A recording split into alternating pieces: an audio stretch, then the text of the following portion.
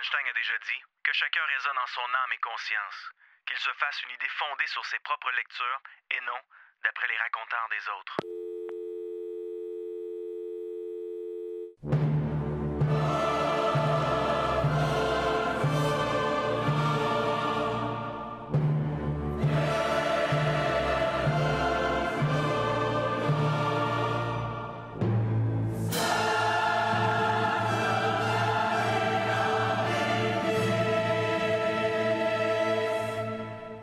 Cinq, 4, 3, 2, 1. Ils sont partis. Oh my gosh. They're all going against the wind. The wind's 120 miles to the west. Radio X-Files avec Christian Page et Marceau. Oh my gosh, dude. Radio X. Encore une fois, une belle soirée sur les ondes de choix 98.1 Radio X à Québec. Merci d'être là, 18h02. Christian Page, bonsoir. Bonsoir, M. Marceau. En direct de la zone rouge montréalaise. Oui. Qu'est-ce qui s'est passé avant de rentrer en onde? Qu'est-ce que t'es échappé à terre? J'ai entendu un gros sac. Oui. Jamais tu n'aurais entendu un truc comme ça. Ouais, c'est vrai qu'avec la qualité de ton français en ondes, les gens peuvent pas imaginer que Christian Page peut lâcher un petit tabarnouche une fois de temps en temps. Sacramoune! Voilà! Non, c'est parce que je me suis rendu compte au moment où on allait entrer en ondes, je me suis rendu compte que j'avais oublié certaines feuilles sur lesquelles j'avais pris des notes. Ah. Alors, je me suis dit, tabarnouche, j'ai oublié ma feuille avec ma note dessus. Bon. Au moins, il n'y a pas eu de blessés, hein? Non, pas du tout. Qu'est-ce qu'ils disent? T'as passé une belle semaine? Oui, ça va bien. Ça aurait été mieux si la température aurait été de notre côté là, au cours des 2-3 derniers jours, mais bon, ça va. Mais là... un peu frisquant, un peu humide, puis bon, évidemment, depuis 3 jours, maintenant, il pleut, fait que... En fin de semaine, à Québec, il annonce un petit peu de soleil, donc on va être gâtés. Je sais pas de votre côté de quoi Moi, ça je va pense avoir qu'on l'air. annonce également un peu de soleil du côté de Montréal. Donc, on va se gâter. Mais vous autres, vous avez un avantage sur Québec. Parce que à 8 Il fait heures... toujours plus chaud. Oui, de un. Mais à 8 heures, nous, on doit rentrer dans la maison parce que la reine Corona, elle sort. Hein? Oui, Et, exact. vous autres, c'est 21h30 et à 21h30, Ouais, c'est ça, donc il fait noir. Et on repoussait ça à 21h30. Peut-être que ce sera à notre tour la semaine prochaine, mon ami. Eh oui. On va se le souhaiter. Oui, j'allais faire un mauvais jeu de mots en me disant si tu t'ennuies trop, tu peux aller t'entraîner. Mais bon. Bon, je pourrais te dire... Passons à autre chose. Je pourrais te dire brûle en enfer, mais comme t'es pas croyant, ouais, voilà. ça servirait à rien. L'homme congelé du Minnesota, c'est le sujet de la soirée. Oui, et j'ai pensé à ce sujet-là parce que, à plusieurs reprises, des gens m'avaient posé cette question-là. Et j'ai appris cette semaine qu'on allait rééditer un ouvrage qui sera diffusé en langue anglaise aux États-Unis, qui est originalement un ouvrage qui avait été écrit au début des années 1970 par le cryptozoologue et zoologiste Bernard Heuvelmans. Bernard Heuvelmans, c'est celui qu'on considère comme le père de la cryptozoologie. Donc, la cryptozoologie, c'est l'étude des animaux méconnus ou inconnus de la science. Quand on avait commencé Radio X-Files, on avait une chronique cryptozoologique pour montrer, bien sûr, aux gens que si on connaît bien les grandes vedettes de la cryptozoologie, le monstre du Loch Ness, le Bigfoot, Sasquatch, le Yeti, ce n'est pas que ça, la cryptozoologie. La zoologie, c'est aussi des animaux qui, somme toute, sont beaucoup moins exotiques. Un type d'oiseau, un type de lézard, des types de serpents, qui sont considérés comme disparus ou qui n'ont pas encore été répertoriés par la science, mais qui ont souvent été rapportés ou bien dans des cultures locales ou encore par des explorateurs qui les ont vus, les ont documentés, les ont décrites, sans malheureusement ramener un échantillon, ce qui laisse donc la zoologie officielle dans une zone grise. Est-ce qu'on doit reconnaître ou non l'espèce? Donc non, la cryptozoologie n'est pas que le monstre du Loch Ness ou le Yeti, c'est plein d'autres choses. Mais c'est vrai que lorsque l'on parle de ce sujet-là, ce sont ces grandes vedettes qui attirent le plus l'attention. Et donc Bernard Heuvelmans, au début des années 70, écrit un livre qui s'intitule « L'homme du Néandertal est toujours vivant ».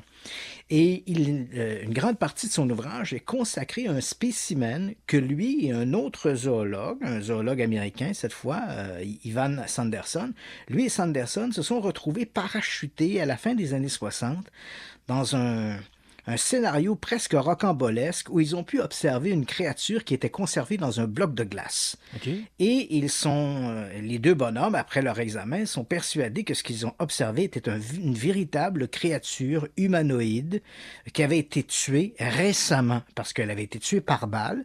Donc évidemment, ça ne pouvait pas être un peu comme Ozzy, hein, c'est cet homme du Néandertal ou du Cro-Magnon là, qu'on a retrouvé dans les montagnes du Tyrol en Suisse, là, qui était congelé depuis des milliers d'années. Là, c'est pas ça. Donc, quand les Huvellement et Sanderson regardent la créature, ils voient définitivement un impact par balle. Donc, la créature a été tuée récemment. Or, on le sait, dans la littérature cryptozoologique, il y a plein de récits où on parle de créatures hominidées reliques. On dit, on connaît le Yéti, bien sûr, le Bigfoot, mais également, si on parle, par exemple, dans les régions d'Asie, par exemple, sur l'île de Sumatra, il y a des légendes qui voudraient que dans la forêt, il existe une race d'hominidés inconnue qui s'appelle l'Orang Pendek. Dans la région du Caucase, en Russie, on a également une espèce de yéti russe, mais qui est un peu plus petit que les récits que l'on a du Népal. Donc, une créature qui est plus de taille humaine, là, 1,80 m, 1,90 m, et qu'on appelle l'Almastie. Donc, on a ces récits d'humanité relique qui n'ont jamais été confirmés, reconnus par la science, mais donc au moment où Huvellement et Sanderson vont voir leur spécimen, pour Huvellement, il ne fait aucun doute qu'il s'agit de l'une de ces créatures, de ces humanités reliques, et il va écrire donc en 1973 cet ouvrage, L'homme du Néandertal est toujours vivant. L'ouvrage est très controversé dans le domaine de la zoologie et éventuellement, l'ouvrage sera, pendant de longues années, l'ouvrage sera considéré un peu comme une entorse au travail, parce qu'il faut le savoir, hein, Bernard Huvellement, c'est vraiment un zoologue, c'est vraiment un primatologue reconnu auprès de ses pairs, mais cet ouvrage qu'il consacre à l'homme du Néandertal est toujours vivant, ça fait un peu tâche dans son dossier. Et quoi qu'il en soit, il y a 2 ans, l'ouvrage a été traduit une première fois en anglais, c'était la première fois, donc, depuis les années 70 que l'ouvrage était traduit en anglais, donc diffusé aux États-Unis, et là, on apprend qu'il y aura une réédition de cet ouvrage-là. Et je me suis dit, voilà, quelle belle occasion de revenir sur ce dossier de l'homme congelé du Minnesota. Est-ce que nos 2 zoologues ont bel et bien observé une créature relique appartenant à une espèce d'humanité inconnue, non répertoriée par la science, ou est-ce qu'ils ont été les victimes d'une escroquerie tout à fait habile organisée par un forain entreprenant? Donc, j'ai préparé une petite capsule et qu'on va présenter en milieu d'émission, et je reviendrai un peu sur ces éléments-là, parce que j'ai eu la chance de parler à Huvellement peu de temps avant son décès. Il vivait à ce moment-là en France, à Paris, mais en fait en banlieue de Paris, où Vésinet, et j'ai eu également la chance de parler avec le fameux forain qui était, entre guillemets, le propriétaire de la créature bizarroïde et qui s'est allé à quelques confidences. Donc, on va reparler de ça en deuxième partie de l'émission. Donc, aujourd'hui, c'est l'homme congelé du Minnesota. Très hâte d'entendre cette capsule-là. Maintenant, on parle de la mort de Michael Collins. Oui, ça, c'est une mauvaise nouvelle. Hein? J'avais préparé, je ne sais pas si tu avais reçu mes petits extraits audio. Je t'avais envoyé un petit extrait audio où on entendait la déclaration de Neil Armstrong, hein, qui, au moment de mettre le pied sur la Lune, avait lancé cette phrase célèbre, hein, « C'est un petit pas pour l'homme, un bond de géant pour l'humanité ». On se rappelle les événements, c'était juillet 1969, la mission Apollo 11, et pour beaucoup, c'est encore considéré, et je suis tout à fait de cet avis, comme le plus grand exploit technologique de tous les temps, sinon le plus grand exploit tout court de l'humanité, et peut-être même, Yannick, le plus grand exploit de l'univers. Ah ouais. Parce que il faut se le dire, hein, si aujourd'hui les astrophysiciens, les astronomes sont assez d'avis que la vie doit pulluler dans l'univers, rien ne permet de croire que cette vie-là n'ait jamais atteint un niveau d'intelligence. Donc, on le sait, la vie peut exister ailleurs dans l'univers. Ça, les statistiques vont dans notre sens. Hein. Il y a tellement d'étoiles, tellement de planètes. On pense qu'il doit y avoir une planète sur deux, il doit y avoir une étoile sur deux qui a des planètes. Et on suppose qu'énormément, plus on regarde dans l'univers, plus on découvre de ces exoplanètes qui présentent des caractéristiques propres pour le développement d'une vie organique. Mais entre le fait qu'il y ait une vie organique et une vie intelligente, là, il y a un monde entre les deux. Il est possible, je sais que je m'engage, mais il est possible que la vie intelligente n'ait jamais existé dans l'univers ailleurs que sur Terre. On n'a pas la preuve que l'intelligence est quelque chose qui apparaît de manière spontanée, comme c'est arrivé sur Terre. Peut-être que les formes de vie mettent énormément de temps à se développer et bien souvent, leur étoile, leur planète va se détruire avant que ces formes de vie aient atteint l'intelligence. Qu'est-ce qui fait que sur Terre, la vie a soudainement pris cette tangente vers l'intelligence? Et si c'est le cas, peut-être qu'ailleurs dans l'univers, il existe peut-être des milliards, des centaines de milliards de planètes sur lesquelles il y a de la vie peut-être organique, peut-être même de la vie animale. Mais de penser qu'une de ces vies animales ait atteint un niveau d'intelligence suffisant qui lui a permis de quitter son monde.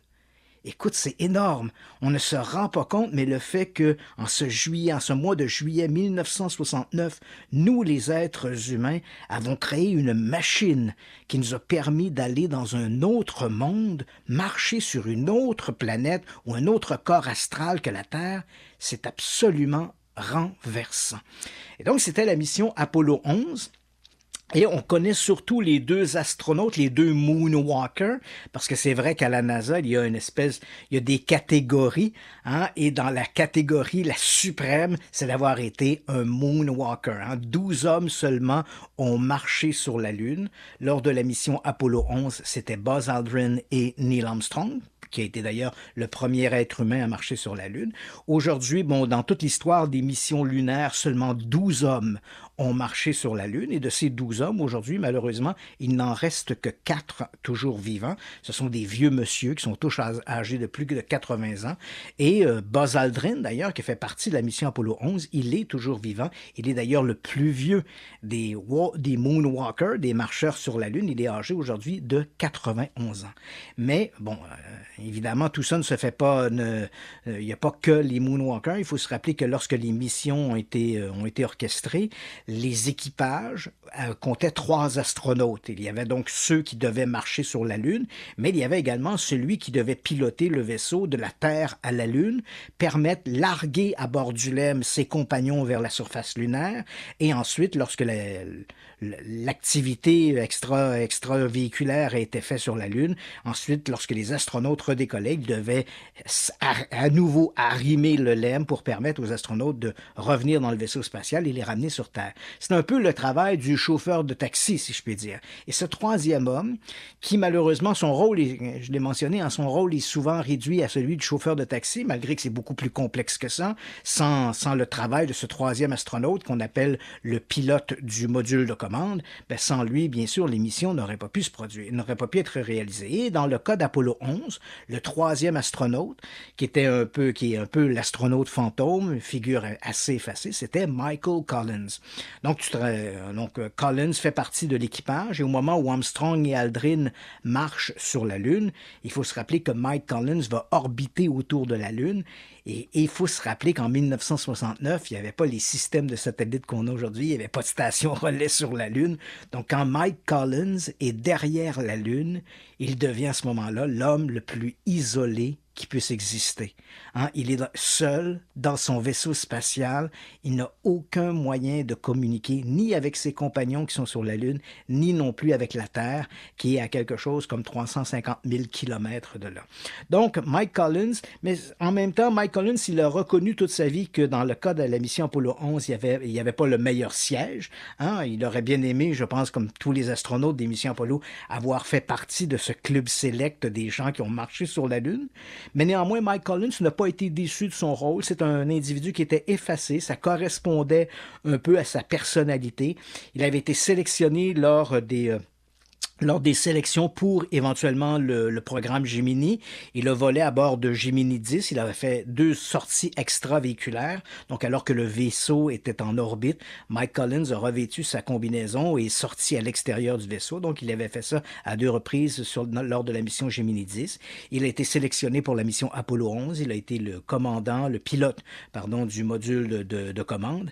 Et lorsqu'il est après son retour, après la mission Apollo 11, après donc la gloire d'avoir été le premier équipage à s'être rendu sur la Lune, Mike Collins a toujours tenu un rôle assez effacé. Il a été pendant un temps responsable du Musée de l'air et de l'espace du Smithsonian Institute à Los Angeles, à Washington, D.C. Il a participé à différents projets. Il a été une des voix très marquées pour le retour des missions vers la Lune et éventuellement de l'homme sur Mars. D'ailleurs, à cette voix-là s'est joint celle de son collègue Buzz Aldrin, qui, comme je l'ai mentionné, est toujours vivant. Et puis, voilà, donc Mike Collins, homme assez discret, mais pourtant ô combien important dans cette mission Apollo 11, est décédé cette semaine. Il est décédé mercredi dernier d'un cancer. Il avait 90 ans. Il est décédé parmi les siens à sa résidence de Naples, en Floride. Donc, je trouvais important de mentionner le décès de ce grand homme qui a été un des maillons de cette extraordinaire aventure qu'a été la mission Apollo 11. On retourne dans l'espace. Oui, on retourne dans... I'm going to step off the limb. That's one small step for man, one giant leap for mankind. Ah, quel grand moment. Hein? Ouais. Et aujourd'hui, on a tous entendu cette phrase-là, que ce soit en direct à l'époque, donc les gens qui ont suivi les missions lunaires au moment où elles se déroulaient, donc à la fin des années 60, début des années 70. Mais après ça, c'est une phrase qui fait partie de la culture populaire. On a tous entendu cette phrase-là, que ce soit dans des documentaires ou encore récemment, il y a quelques années, il y a 3 ou 4 ans, on a fait un film qui s'intitule Le Premier Homme, qui décrit un peu la biographie de Neil Armstrong. Et on le voit bien sûr faire partie de cette mission Apollo 11. Et c'est amusant parce que 12 hommes seulement ont marché sur la Lune. Il n'en reste que 4 aujourd'hui. Et à moins d'être un spécialiste à peu près des missions Apollo, je pense que tout le monde connaisse le nom néanmoins, premièrement, de Neil Armstrong. Peu d'entre eux se rappellent que le deuxième à débarquer sur la Lune était Buzz Aldrin, et je te dirais que 99% de la population serait incapable de nommer un autre astronaute qui a marché sur la Lune en dehors de l'équipage Armstrong et Aldrin. Et tu vois comment on s'habitue rapidement au fantastique, parce qu'il faut quand même se le rappeler. De toute l'histoire de l'humanité, seulement 12 hommes ont marché sur la Lune. J'aurais aimé ça assister à ça en temps réel, que ce soit à la radio ou à la télé. Voir ça. Écoute, Yannick, moi, je me rappelle, pour la mission de Neil Armstrong, Ouais. je l'ai probablement déjà raconté, je vivais chez mes grands-parents à cette époque-là. Et mon grand-père m'avait réveillé. Je me rappelle, c'était en soirée, hein, c'était vers aux alentours de 22 heures. Et là, donc, mon grand-père me réveille. Et là, il me dit, écoute, faut que tu vois ça. Écoute, je suis un petit cul, moi, là, en 1969, là, j'ai 6 ans, 7 ans. Donc, il me prend, il m'amène dans le salon. Et là, je me frotte les yeux. Ils viennent de me réveiller, là. Moi, j'étais dans un rêve, là. Donc, il m'assoit. Et là, je regarde la télé. Et je vois bien qu'il y a une espèce d'effervescence. Et à l'émission, je reconnais le prof Lebrun, hein, Jacques Lebrun, qui animait l'émission et que c'est une figure que je connaissais parce qu'il faisait également la météo à TVA. C'était Monsieur Météo. Donc, je le vois, il est là, il semble très ému. Et là, dans les minutes qui suivent, on voit... je voyais dans le bas de l'écran, ça clignotait, c'était marqué « Les hommes sont sur la Lune ». Et là, bien sûr, je vois les images qu'on a vues des millions de fois. Là, donc, cette espèce de bibendum qui descend l'escalier, l'échelle, et qui arrive au pied de l'échelle en disant « Bon, ben voilà, je suis au pied du LEM, je vais débarquer ». Et là, on entend la phrase « C'est un petit pas pour l'homme, un bond de géant pour l'humanité ». Là, je me rappelle, on voyait, et ça m'est resté marqué, on voyait affiché dans le bas du téléviseur, c'était marqué « Armstrong est sur la Lune ». Et ça clignotait « Armstrong est sur la Lune ». Et le prof Lebrun pleurait à l'écran. C'est les images qui marquent. J'étais plus impressionné de voir le prof Lebrun qui pleurait à l'écran que de voir ce bonhomme blanchâtre qui marchait sur la Lune, tu comprends? Et ça m'avait frappé. Et j'ai toujours gardé ces images-là de ce débarquement lunaire. Et puis, évidemment, les missions se sont poursuivies en 1970. Elles ont poursuivi jusqu'en 1972. Et je te dirais que je me rappelle de manière plus soutenue le vol d'Apollo 17. On est en décembre 1972 à ce moment-là. Ça, je m'en rappelle plus ouvertement, plus clairement. Là, j'avais 9 ans à l'époque. On suivait ça à la télé. Bon, les hommes étaient sur la Lune. Ça, j'ai des souvenirs beaucoup plus vivaces de ça. Mais dans le cas de Neil Armstrong, c'est ce moment-là où il débarque, où je me rappelle un peu le contexte plutôt familial dans lequel la situation s'était produite, avec mon grand-père qui m'avait dit « Écoute, tu vas voir ça, c'est un moment historique, tu vas te rappeler de ça toute ta vie. » Et là, effectivement, aujourd'hui, on est 60 ans après les événements des missions Apollo, et puis je me rappelle encore distinctement de ces événements-là. Imagine-toi, lorsqu'on va y retourner, est-ce que tu te souviens, en 2012, on avait fait le Red Bull Stratos? Les images qui avaient été tournées pour le fameux Red Bull Stratos où un individu sautait de, je pense, c'était 96 000 pieds, là, c'était ça? Ah ouais. Félix Baumgartner. Les images étaient absolument incroyables. Lorsqu'on retournera sur la Lune, on va avoir ce même type d'image-là. Là.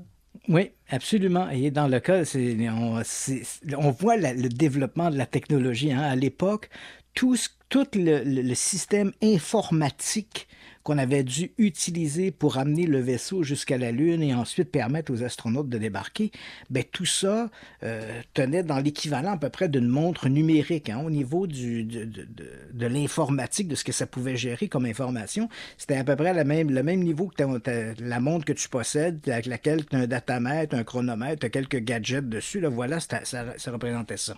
Et les caméras, bien sûr, on avait de très, très bons appareils photo, d'où les photographies qui ont été prises sur la Lune, elles sont d'une qualité remarquable. On avait des appareils Hasselblad et il n'y a rien à redire, avec des bonnes lentilles, tout ça. Mais les transmissions vidéo, on avait une caméra qui était installée quand le LEM s'est posé, il y avait une petite porte qui s'est déployée, puis il y avait une caméra là-dessus. Et c'était cette caméra-là, même si on avait un très, très bon objectif, il fallait envoyer le signal au LEM. Le LEM transmettait ce signal-là ensuite à la Terre.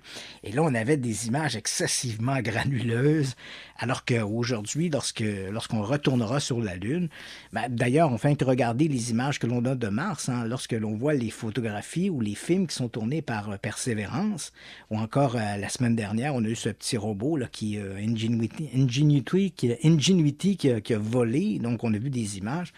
On a l'impression que ça se passe dans notre cour arrière, là. Les images sont d'une telle clarté qu'on a l'impression que c'est tourné à proximité et pourtant, c'est à des millions de kilomètres de chez nous. C'est vraiment remarquable. C'est vrai qu'au cours des 50, 60 dernières années, tu sais, Yannick, il a fallu à peine 70 ans pour qu'on passe du vol des frères Wright au début du 20e siècle jusqu'à l'homme sur la Lune. Et au cours des dernières années, encore une fois, dans le domaine des des technologies, il y a eu des développements qui ont été fulgurants. Donc, autant sur la technologie mécanique, si je peux dire, ou de l'électronique, autant que dans l'imagerie elle-même, le visuel, sera mis à contribution lorsque ces missions auront lieu. On parle maintenant du registre 14. Oui, le registre 14, ça c'est amusant parce que c'est une nouvelle qui est arrivée un peu cette semaine, mais en fait, c'est comment faire du vieux avec du neuf. Fait que je vais quand même en parler. C'est le contraire, comment faire du nœud avec du vieux. Ouais, c'est ça, pardon. Bon, et parce que c'est ça. Donc, ce système-là, j'imagine que ça se fait un peu dans la foulée de tout ce qui se passe aux États-Unis. Depuis quelques semaines, on parle beaucoup de ces images rendues publiques, confirmées par le Pentagone, confirmées par la US Navy qu'il s'agit bel et bien d'objets volants non identifiés. Et là, il y a une espèce d'intérêt médiatique autour de est-ce qu'on voit des ovnis partout? Quelles sont les agences, quelles sont les organisations qui colligent cette information sur les ovnis?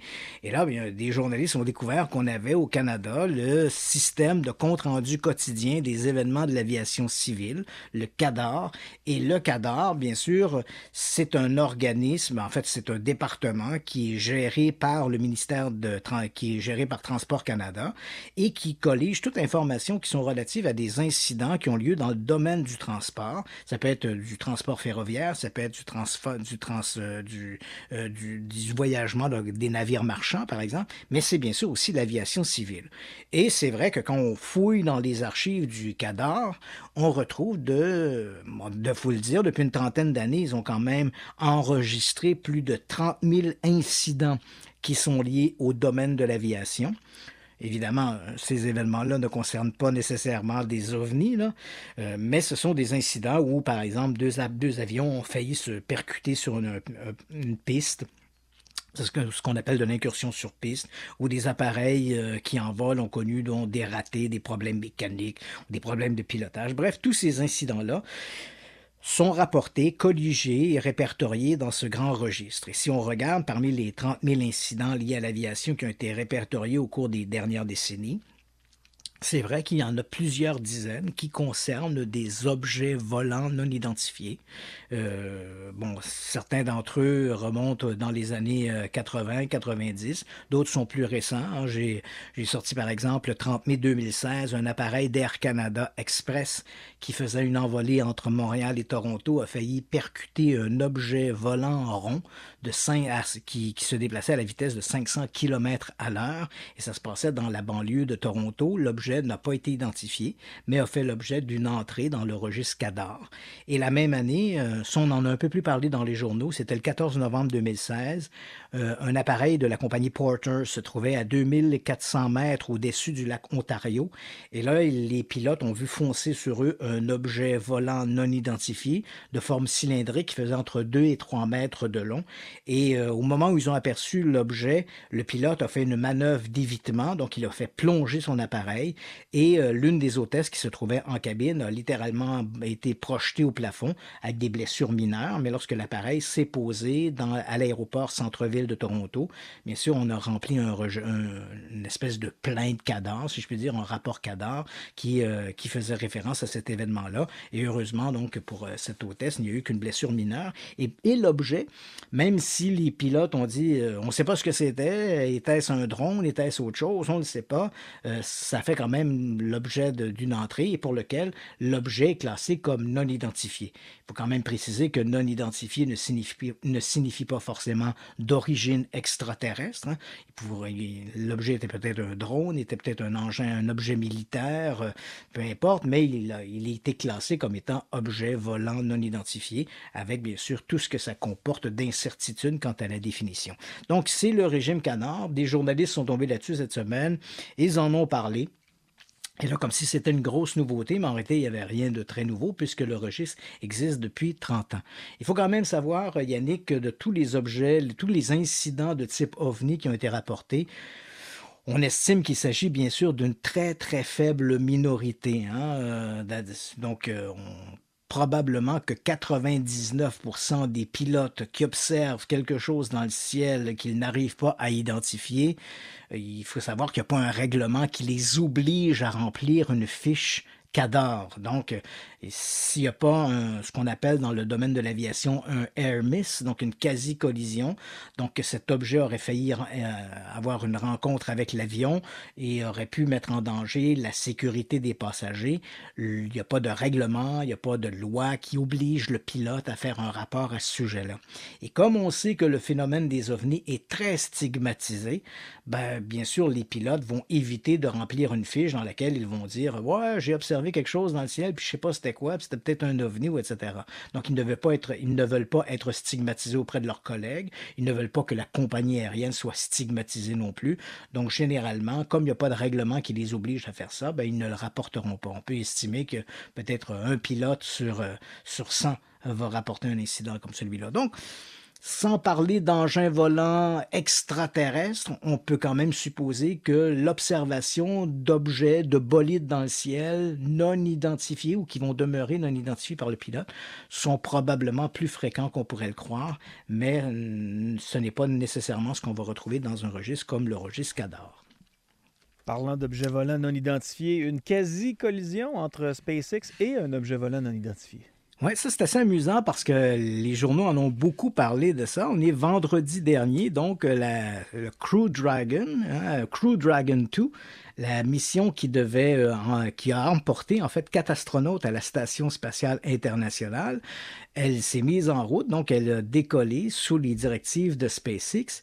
Et quelque chose comme 7 heures après son décollage, alors que le vaisseau, va très très bien, le vaisseau est en route vers la station spatiale, voici qu'une alerte résonne à son bord et voici ce que la responsable de SpaceX avait à dire aux astronautes.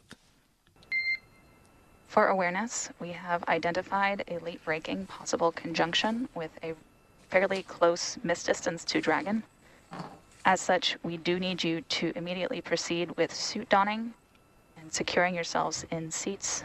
We will be erring on the side of caution to get you guys into a better configuration. The time of closest approach for this event is at 17:43. Intéressant. Donc, tu vois, donc nos astronautes se préparent à prendre leur repos. En fait, ils ont mené à bien la mission. Et là, le lendemain, donc samedi, on s'attend à ce qu'on appelle le docking. Donc, il va y avoir cet arrimage entre le vaisseau, le Space Dragon, et la Station spatiale internationale. Et à ce moment-là, au moment où ils se préparent à se retirer pour la nuit, ils reçoivent ce communiqué de SpaceX, une responsable de la station au sol, qui leur dit, nous avons reçu une information. En fait, on sait depuis que l'alerte a été envoyée par le US Space Command, qui a informé le Pentagone, qui en a informé également les dirigeants de SpaceX, et qui, selon leur registre, on était 20 minutes avant une possible collision avec un objet volant non identifié. Donc, c'est la raison pour laquelle, à 20 minutes, il y avait peu de chances qu'on puisse échapper à la collision. Donc, on a informé l'équipage. En fait, on a parlé, celui qu'on a contacté, c'est Thomas Pesquet, qui est le Français à bord du vaisseau. L'équipage était composé de 4 astronautes. Donc, on contacte le vaisseau pour leur dire, ben là, vous allez vous harnacher, vous allez vous asseoir sur vos fauteuils, vous allez mettre vos casques, vos costumes pressurisés, parce que, bon, il y a cette collision possible. Et donc, éventuellement, l'alerte va tomber. On va dire, bon, c'est une fausse alerte, finalement, il n'y aura pas collision. L'objet est passé à une vingtaine de kilomètres du vaisseau Space Dragon, mais bien sûr, c'est quand même, lorsque les journaux vont évoquer ça, Space Dragon a failli entrer en collision avec un OVNI, un objet volant non identifié. Tu comprends que la machine à rumeurs s'emballe et les amateurs d'OVNI voient immédiatement là-dedans un engin extraterrestre. C'est vrai que ni SpaceX ni le US Space Command ont donné de détails sur la nature de l'objet. On ne sait pas quelle était la nature de cet objet. On ne sait pas ce que c'était. Mais il faut quand même se rappeler, Yannick, qu'au moment où on se parle, il y a quelque chose comme 125 millions d'objets qui gravitent autour de la Terre, qui sont des débris. Heureusement pour nous, la plupart de ces débris sont tout à fait minuscules, mais il y en a quand même à peu près 35 000 qui sont suffisamment gros pour poser un problème à la navigation spatiale. Et là, on parle d'une vis, un boulon, un morceau de tôle, jusqu'à un satellite qui ne fonctionne plus. Donc, tu comprends, même quand on a un engin volant, comme un vaisseau, comme Space Dragon, qui se déplace à plusieurs dizaines de milliers de kilomètres à l'heure, la possibilité qu'il rencontre, par exemple, un boulon qui vient en sens inverse, qui lui aussi se déplace à très grande vélocité, c'est comme tirer une balle de revolver dans le vaisseau, tu comprends? Donc, on essaie d'éviter ces collisions-là. C'est ce qu'on appelle les fenêtres de lancement. Donc, la plupart de ces objets-là, ceux qui représentent une menace pour les vols spatiaux, ils sont surveillés. Et lorsqu'il y a un trou entre ces objets-là, c'est ce qu'on appelle la fenêtre de lancement. Donc, on peut se dire on va envoyer un vaisseau de manière relativement sécure vers la station spatiale. Mais on peut découvrir au dernier moment qu'un de ces objets-là, finalement, pourrait entrer en collision avec le vaisseau. Donc, c'est sûr que moi, ça m'amuse toujours parce que tu sais que sur la station spatiale internationale, généralement, les caméras qui sont à bord, on a des caméras à bord et des caméras à l'extérieur. Et généralement, le temps d'antenne qui est consacré à ces caméras, qu'on peut suivre en direct. Si vous allez sur le site de la NASA, vous pouvez suivre en direct les transmissions qui viennent de la station spatiale.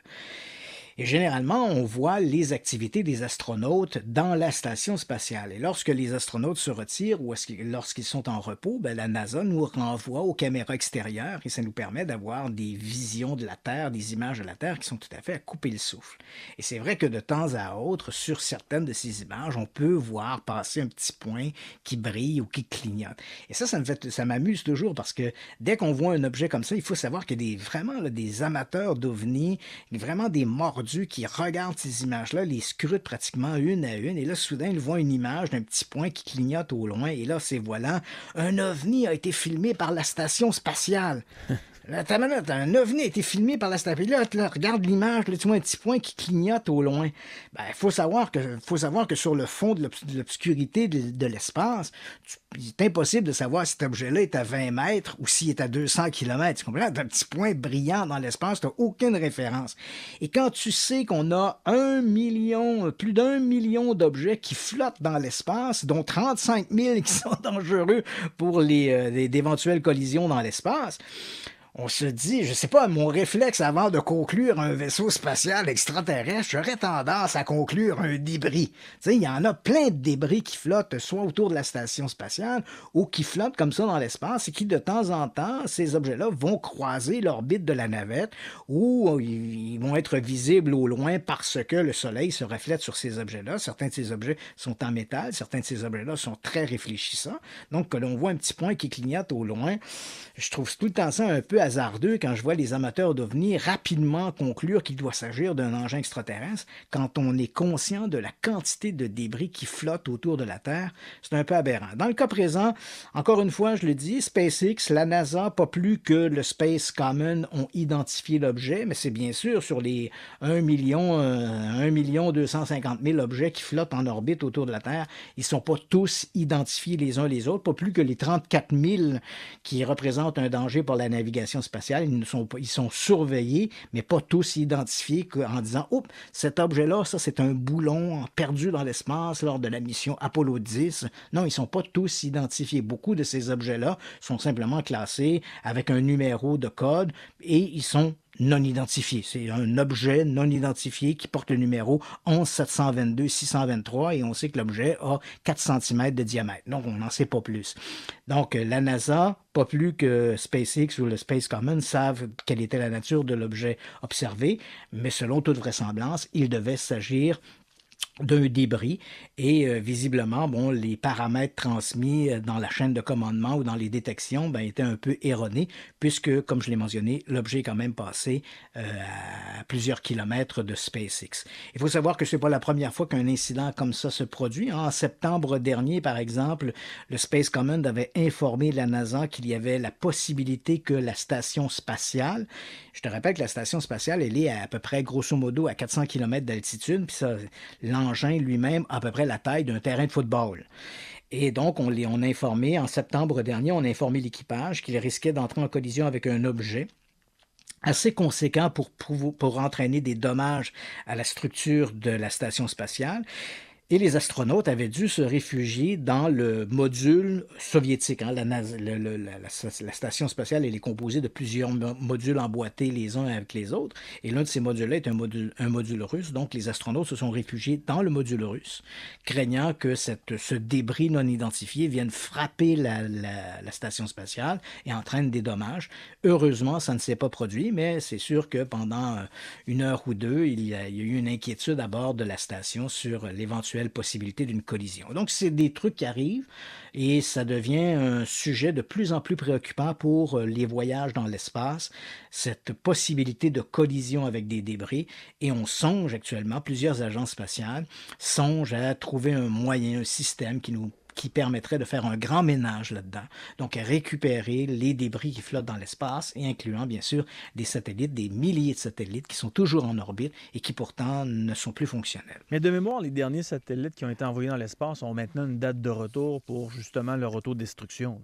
Oui, absolument. Donc, ils sont prévus pour que, à partir d'une certaine date, ils vont perdre de l'altitude et il va y avoir ce phénomène de réentrée dans l'atmosphère. C'est vrai aussi que ces objets, c'est parce que le problème, c'est que ces objets-là, certains de ces objets-là ont une telle vélocité qu'ils restent en orbite autour de la Terre. Si l'objet n'a pas une grande vélocité, éventuellement, sa vélocité va faire qu'au fil des orbites, il va être entraîné vers la Terre et il va finalement entrer dans l'atmosphère. Mais malheureusement, ce ne sont pas tous les objets, à cause de leur dimension, à cause de leur vélocité, à cause de leur altitude, qui vont connaître cette fin-là. Et même s'ils connaissent cette fin-là, entre-temps, il représente une menace. C'est-à-dire que si on se dit, voilà, on a un satellite qu'on a mis en orbite en 1986, il est devenu inutile, il a fonctionné pendant une dizaine d'années, maintenant il n'est plus utilisé, il n'entrera pas dans l'atmosphère terrestre avant 2031. Mais d'ici 2031, il est quand même une menace. Il est toujours là et en attente qu'il rentre dans l'atmosphère terrestre, il représente une menace et on doit en tenir compte. Il est 18h40, vous êtes dans Radio X-Files sur les ondes de choix 98.1 Radio X. On est vendredi le 30 avril, on fait une courte pause et on revient tout de suite. Radio X-Files avec Christian Page et Marceau de Radio X. 18h43, en passant un gros merci pour vos messages pour la 100e émission de Radio X-Files qu'on a fait la semaine dernière.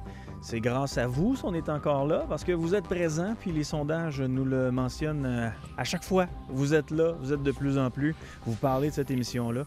Un gros merci, puis on a tous lu les messages, ne vous inquiétez pas. D'ailleurs, Yannick, la semaine dernière, je suis à Saint-Jean-sur-Richelieu. Et donc, on est en Montérégie, en banlieue de Montréal, et j'entre dans un restaurant, disons-le, un restaurant de restauration rapide. Et donc, j'ai mon masque avec d'autres personnes qui sont là. On est au comptoir, on attend de passer notre commande. Et puis, il y a un type qui me dit quelque chose. Je ne me rappelle pas trop, il me pose une question et je réponds. Et là, pendant quelques secondes, il me dévisage et il me dit « Êtes-vous Christian Page ?»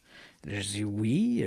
Il me dit « Je vous écoute tous les vendredis soirs à Radio X. » C'est quand même amusant parce que, on le sait bien, le bassin premier des auditeurs de Radio X, c'est les gens de Québec. Ouais. Mais on voit de plus en plus donc des gens qui, par le biais de l'Internet, suivent l'émission dans d'autres régions du Québec et c'est tant mieux pour nous. Mais j'ai trouvé ça amusant un peu comme ça que uniquement sur le son de ma voix, et avec un masque dans le visage, le type a reconnu la voix en disant « Ah, vous êtes Christian Page, puis je vous suis chaque semaine à l'émission de Radio X, puis j'aime bien ça. » Est-ce qu'il t'a touché pour savoir si tu étais bel et bien réel? Non, parce qu'on a respecté la distance des 2 mètres. All right, on parle de l'homme congelé. Ouais, l'homme congelé, c'est un épisode. Moi-même, quand j'ai commencé à m'intéresser aux phénomènes étranges dans les années 70, on en parlait beaucoup. On continue d'en parler. C'est un sujet qui reste controversé. Il y a des gens qui disent « Ah, tout ça, c'est une falsification, une fraude. » D'autres continuent de défendre l'authenticité de ce dossier-là sur la foi des travaux de Bernard Ruvelmans ou encore de Ivan Sanderson. Donc, et c'est ce que l'on va faire. On va regarder les éléments pour et contre, mais d'abord, dans un premier temps, pour replacer les gens dans le contexte. Qu'est-ce que c'est que cette histoire de l'homme congelé dont on fait une réédition de l'ouvrage de Ruvelmans qui s'intitulait en français « L'homme du Néandertal est toujours vivant » qui va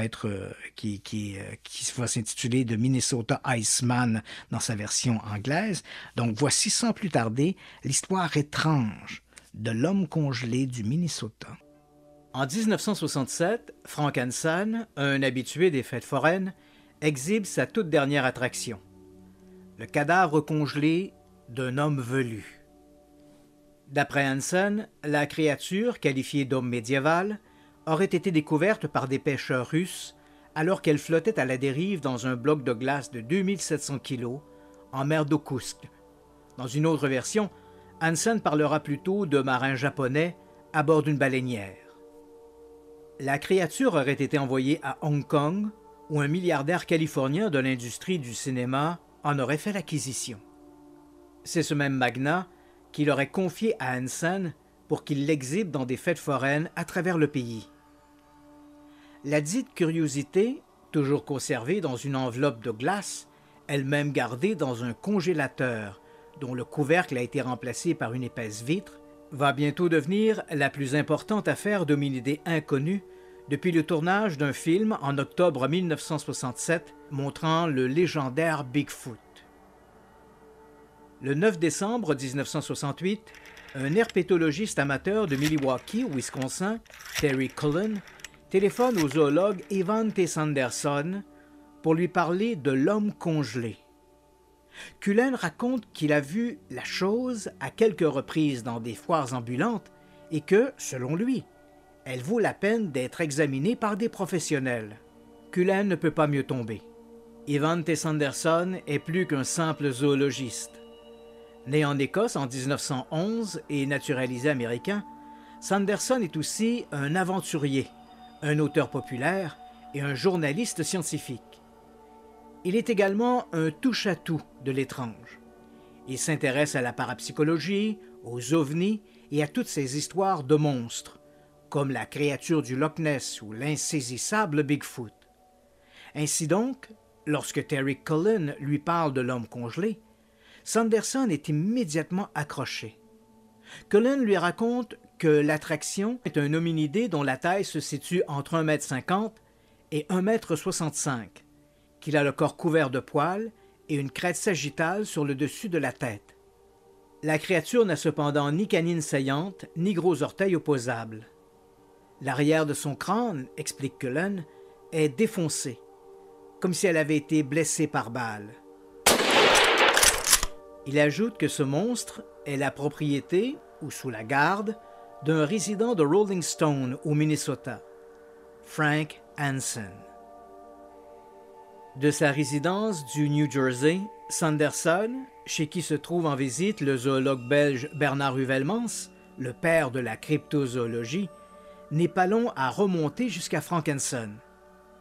Il lui demande d'examiner son spécimen. Le forain est plutôt embarrassé. Il hésite. Il accepte à la seule condition que cet examen reste confidentiel.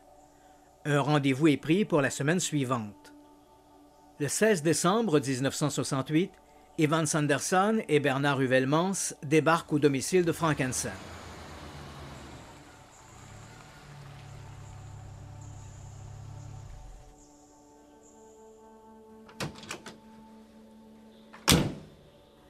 Celui-ci les entraîne vers une remorque garée près de la maison.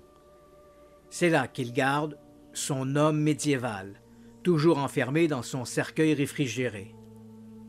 Si Hansen autorise les deux scientifiques à examiner son attraction, il leur en restreint aussi l'accès.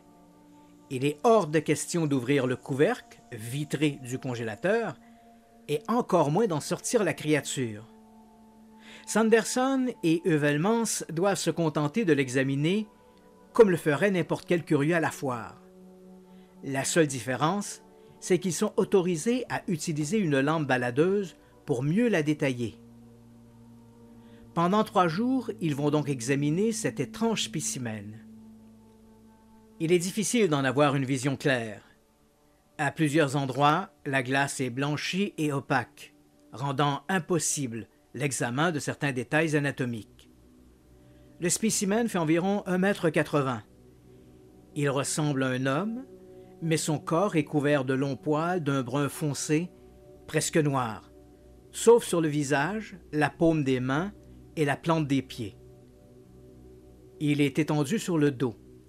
Son bras droit est placé le long du corps et sa main droite est ramenée sur l'aine, recouvrant en partie son pénis, bien visible, ce qui ne laisse aucun doute sur son sexe. Sa main gauche est ramenée au-dessus de sa tête. L'avant-bras fait un angle anormal, ce qui laisse supposer une fracture du cubitus. Un œil est manquant et l'autre est sorti de son orbite. Une plaie est visible derrière la tête. La créature a apparemment été abattue par un projectile d'arme à feu. Ce détail prouve que, contrairement au qualificatif que lui donne Hansen, la créature ne date pas de l'époque médiévale. Pour Sanderson et Huvellement, il ne fait aucun doute qu'elle est morte depuis peu, quelques années tout au plus. Les scientifiques notent aussi, autour du cercueil réfrigérant, cette odeur âcre et caractéristique de la chair en décomposition. Au lendemain de leur rencontre avec l'homme congelé, les scientifiques retournent chez eux. Huvellement rentre en France et Sanderson retourne au New Jersey. Ils sont d'avis que l'affaire est trop extraordinaire pour être enterrée sans autre forme de procès. Durant la semaine de Noël, Ivan Sanderson, invité au célèbre Tonight Show de Johnny Carson, parle de l'homme congelé, malgré sa promesse de rester discret. Hollywood, The Tonight Show starring Johnny Carson. And now, here's Johnny. Il plaisante avec l'animateur en baptisant la créature Bozo, du nom d'un clown célèbre du petit écran. Idem du côté de Heuvelmans. En février 1969, il publie un article dans le bulletin de l'Institut royal des sciences naturelles de Belgique, dans lequel il baptise officiellement l'homme congelé du nom scientifique de Homo pongoïde, ce qui signifie homme à l'aspect de singe anthropoïde. Pour un zoologiste professionnel, cette étape est plutôt mal avisée. En sciences naturelles, la nomenclature d'une nouvelle espèce doit se faire en suivant un protocole strict, des règles dont fait fi Heuvelmans et qui lui vaudra de sévères critiques de la part de ses collègues. Quoi qu'il en soit, avec les propos de Sanderson devant les caméras de la NBC et l'article d'Heuvelmans, l'affaire de l'homme congelé commence à circuler dans les milieux scientifiques, aux grandes dames de Frank Hansen. Au début du mois de février 1969, alors que paraît l'article d'Heuvelmans, Ivan Sanderson envoie son dossier de l'homme congelé à son ami John Napier, directeur du programme de biologie des primates à la Smithsonian Institution à Washington, D.C. Sanderson ne cache pas son souhait de voir la prestigieuse Smithsonian s'impliquer dans ce dossier. Mais son enthousiasme, et par ricochet celui de Heuvelmans, est loin d'être partagé, à commencer par John Napier. En lisant son rapport et en parcourant ses schémas et ses diagrammes, le primatologue est loin d'être impressionné.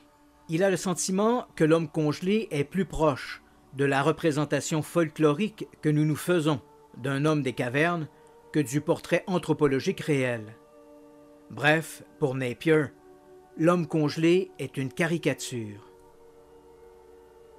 Néanmoins, il réussit à convaincre ses supérieurs de participer à l'enquête sur la nature et l'origine de l'homme congelé. S. Dillon Ripley, le secrétaire de la Smithsonian, adresse une lettre à Frank Hansen. Il l'invite à soumettre son attraction à un examen exhaustif. Le forain refuse. Il prétend ne plus être en possession du dit spécimen, celui-ci ayant apparemment été retourné à son riche propriétaire californien. Il explique d'ailleurs que, lorsqu'il reprendra la tournée des foires à l'été de 1969, son homme congelé aura été remplacé par un modèle en latex très semblable à l'original. Hansen ajoute que le propriétaire du spécimen original n'autorisera plus jamais son exhibition. Dans une dernière tentative pour faire fléchir Hansen, le secrétaire Ripley demande la collaboration du FBI. Mais J. Edgar Hoover refuse sous prétexte qu'il n'existe aucune preuve que cette affaire cache quelque crime que ce soit. Pour la Smithsonian, l'histoire de Frank Hansen sonne faux. L'institution publie un communiqué de presse annonçant qu'elle se retire du dossier. En mai 1969, Ivan Sanderson, qui continue de croire en l'authenticité de l'homme congelé, publie 2 articles. Le premier dans le périodique scientifique italien Genus et le second dans le populaire magazine Argosy. Ces articles ont pour effet de replacer Frank Hansen sous les feux de la rampe. Le forain réagit. Le 20 avril, il tient une conférence de presse à sa ferme de Rolling Stone, près de Winona, au Minnesota. Il réitère que son homme congelé n'est plus qu'un faux en latex, fabriqué à sa demande. Des photographies prises à ce moment-là montrent d'ailleurs que ce nouvel homme congelé est légèrement différent de celui étudié par Heuvelmans et Sanderson. Sa bouche est plus ouverte et son gros orteil est plus décollé. Stigmatisés par cet imbroglio, Heuvelmans et Sanderson se retrouvent seuls face au rouleau compresseur des médias. Les 2 zoologistes sont d'autant plus isolés qu'aucun autre scientifique n'a examiné leur découverte. Ils ont beau rappeler la qualité de leurs travaux passés et, surtout, cette inquiétante odeur de putréfaction qui se dégageait du cercueil au moment de leur examen, la cause est entendue. L'homme congelé n'est rien d'autre qu'une attraction de foire. En juillet 1970, Frank Hanson confie au magazine Saga une énième version des origines de l'homme congelé. Il affirme avoir lui-même abattu la créature lors d'une partie de chasse dans le nord du Minnesota. Il l'aurait ramené chez lui en faisant promettre à sa femme de n'en parler à personne. Quelques années plus tard, pour des raisons nébuleuses, il aurait fait fabriquer un double en latex par des spécialistes d'Hollywood. Le moment venu, il aurait substitué ce double à l'original et ainsi trompé la presse, le public et les experts.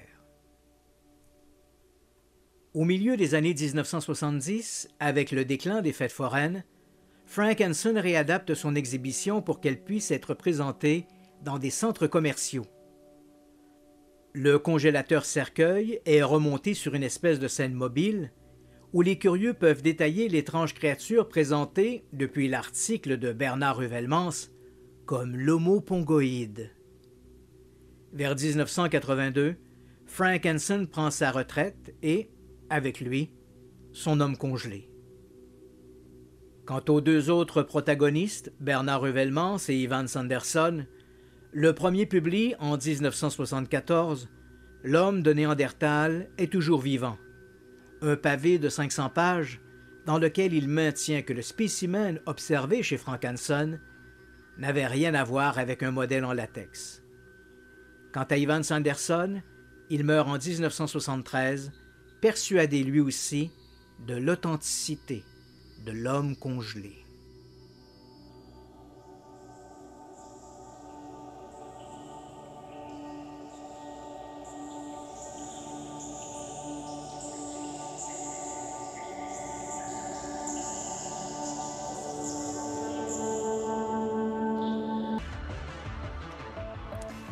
Alors voilà, on a entendu l'histoire de l'homme congelé du Minnesota. Tellement de questions. Et toi, Christian, qu'est-ce que tu en penses de cette histoire-là?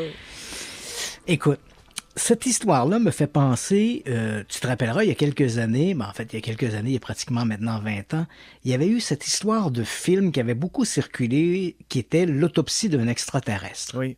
Je ne sais pas si tu te rappelles de ça, oui, qui avait été présenté d'ailleurs à l'émission de Claire Lamarche.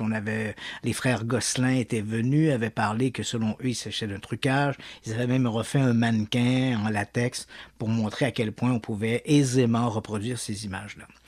Et ce qui m'avait frappé, moi, dans cette histoire-là de l'autopsie de l'extraterrestre, c'était de quelle façon, en fait, le propagandiste de cette histoire-là, qui était le propriétaire de ces images, un type qui s'appelait Raymond Santilli, avait, depuis le début, essayé de noyer le poisson dans toutes sortes de situations. Quand on lui posait la question, une question, il répondait par une autre question. Quand on demandait à voir quelque chose, il y avait toujours une bonne raison pour ne pas présenter la chose en question. Et pour moi, je trouvais ça un peu aberrant que personne ne... En fait, je dis personne. Beaucoup de gens voyaient là-dedans qu'il y avait quelque chose d'anormal, mais les médias ont préféré jouer la carte comptable. Dans quelle mesure, si on achète les images à Raymond Santilli, dans quelle mesure ça va tirer un auditoire, que les images soient authentiques ou non. Les médias préféraient une carte comptable. Mais de la part des amateurs de mystère, ce qui me frappait, c'est comment on s'arrêtait sur des petits éléments pour essayer de justifier l'authenticité de l'affaire, alors que les autres preuves qu'il s'agissait sans aucun doute d'une falsification étaient énormes. Et ça m'étonnait de voir dans quelle mesure on arrivait à faire ça. Puis les amateurs de mystère le font encore aujourd'hui. On a souvent parlé, par exemple, à l'émission de la Zone 51, Bob Lazar et ses histoires.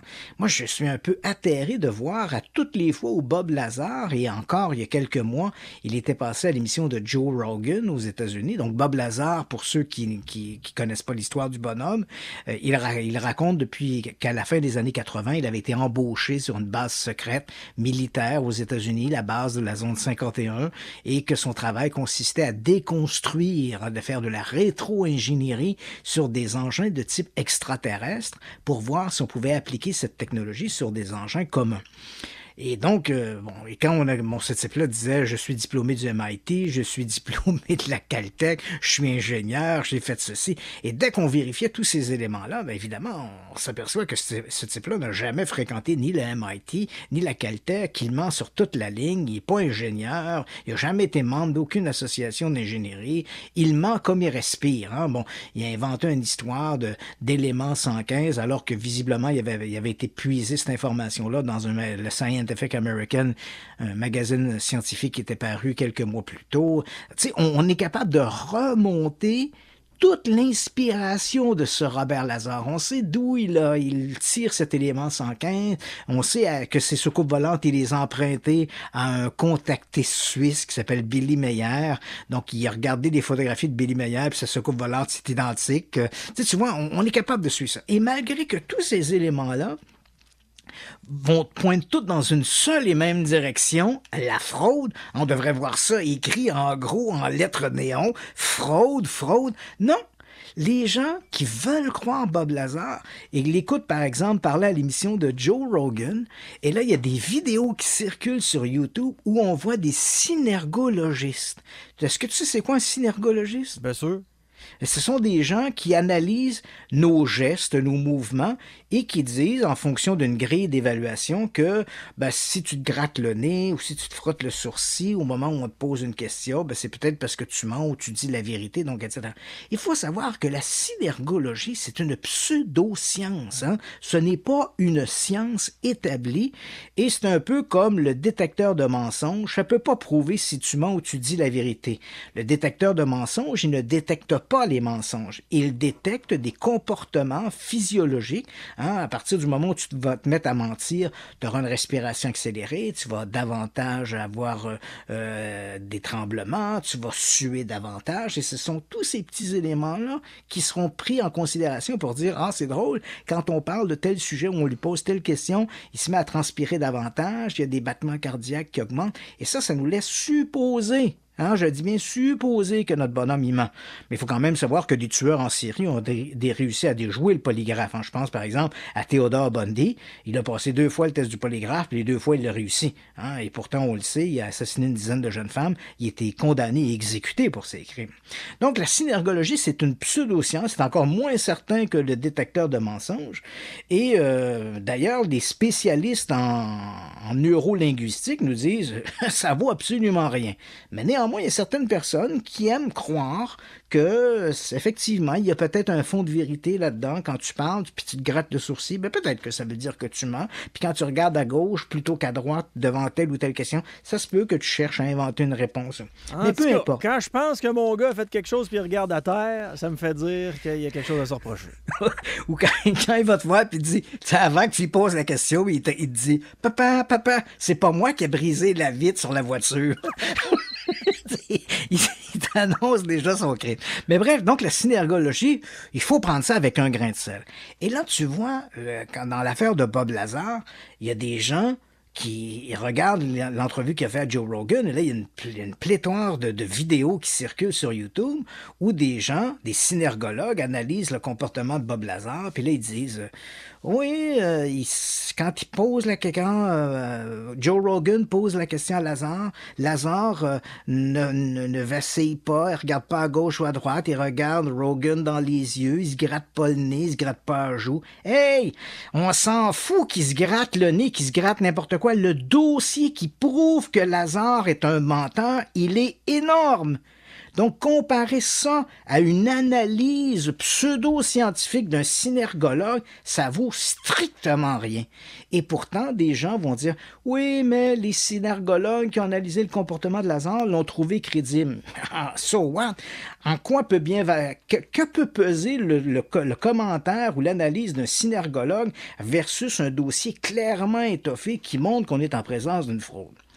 Mais quand tu veux croire, c'est un peu ce qui se produit. Tu vas te rattacher à des événements comme ceux-là pour essayer de justifier ton adhésion. Dans le cas qui nous intéresse, c'est-à-dire l'histoire de cet homme congelé du Minnesota, On est exactement dans les mêmes eaux, hein? Les eaux de Bob Lazar, on est l'histoire de l'autopsie de l'extraterrestre, on est exactement dans la même situation. On a dès le départ 2 scientifiques qui veulent croire. Hein? Puis là, écoute, c'est une analyse, c'est mon analyse. Là.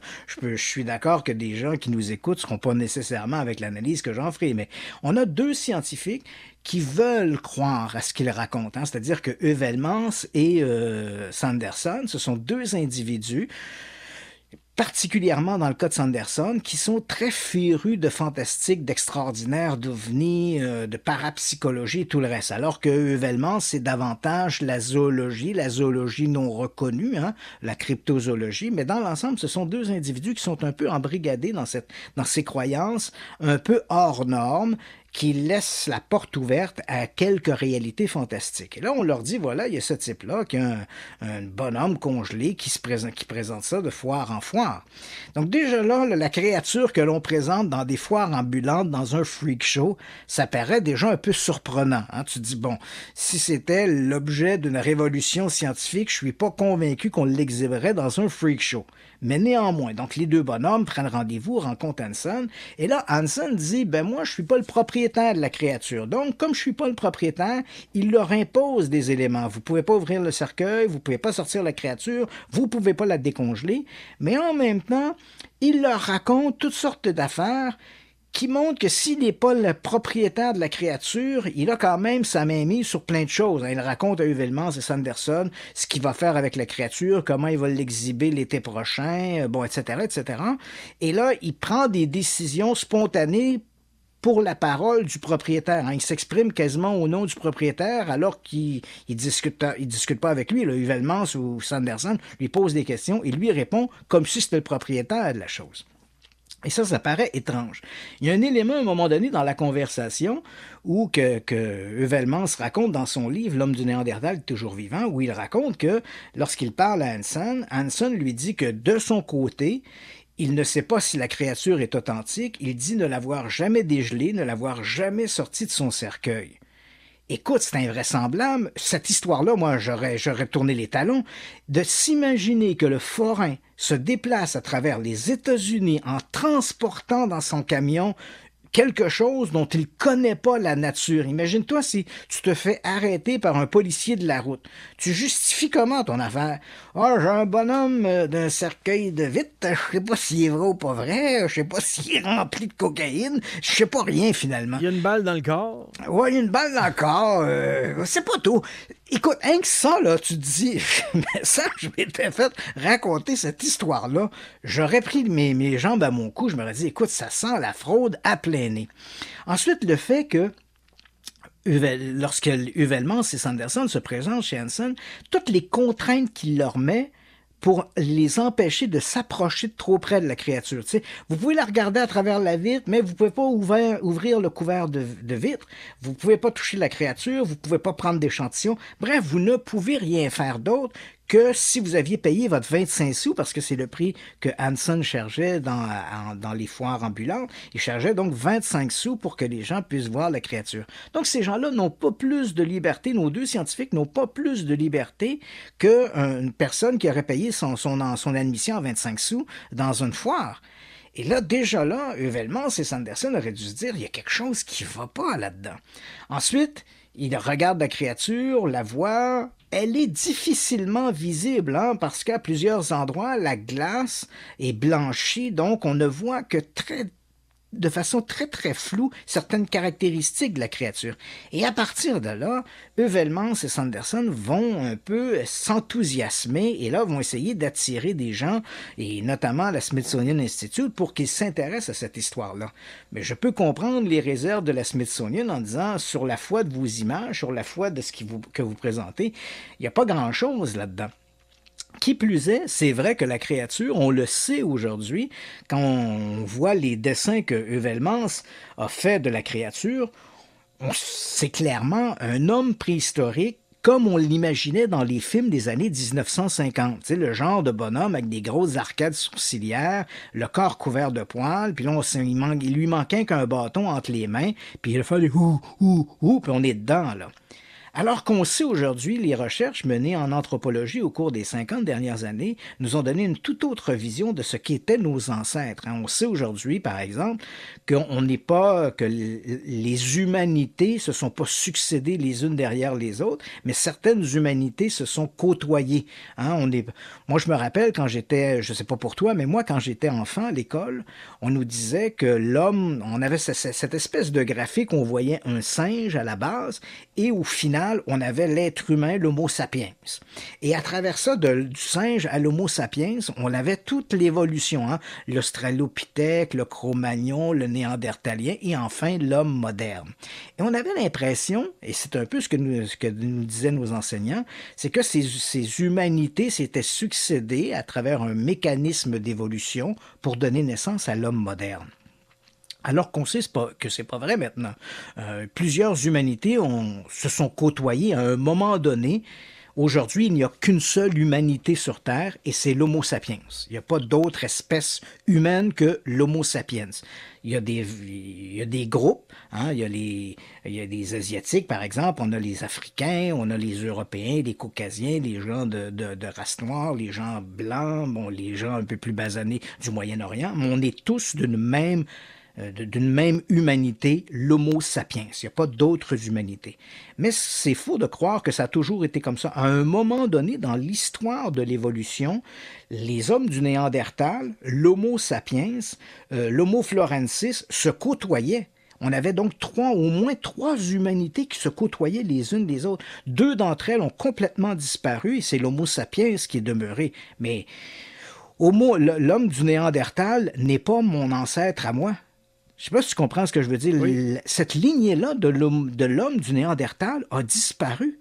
Il y a eu très certainement des mixages, on le sait par l'ADN, il y a eu des mixages à un moment donné entre des Homo sapiens et des hommes du Néandertal ou des femmes du Néandertal, et on a des résidus d'ADN qui montrent que ce mixage-là s'est produit.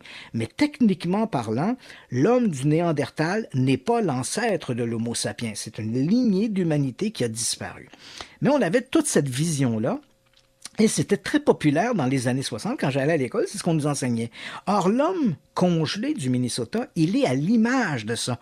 On a l'impression de voir une représentation d'un homme du Cro-Magnon tel qu'on l'illustrait dans les livres dans les années 50 et 60. Alors qu'aujourd'hui, on sait que ces gens-là n'avaient pas le corps couvert de poils comme on l'imaginait à l'époque. Le trait était beaucoup moins grossier qu'on l'imaginait également. Les arcades sourcilières n'étaient pas aussi prononcées qu'on le voit dans les films. Donc, il y a toute une autre vision que l'on a. Or, l'homme du Néandertal, on comprend la position du Smithsonian Institute qui avait dit « L'homme du Néandertal nous semble être une caricature ». Et c'était tout à fait vrai. Ensuite, c'est quand on demandait à Heuvelmans ou Sanderson ce qui les avait surpris, outre ce qu'ils disaient avoir vu en regardant cette créature, ils revenaient souvent sur l'argument que lorsqu'ils étaient près du cercueil, ils avaient cette espèce d'odeur de chair en décomposition qui régnait autour du cercueil, qui les amenait à conclure qu'il devait s'agir d'une créature faite de chair et d'os. Mais ça, c'est un vieux truc de forain.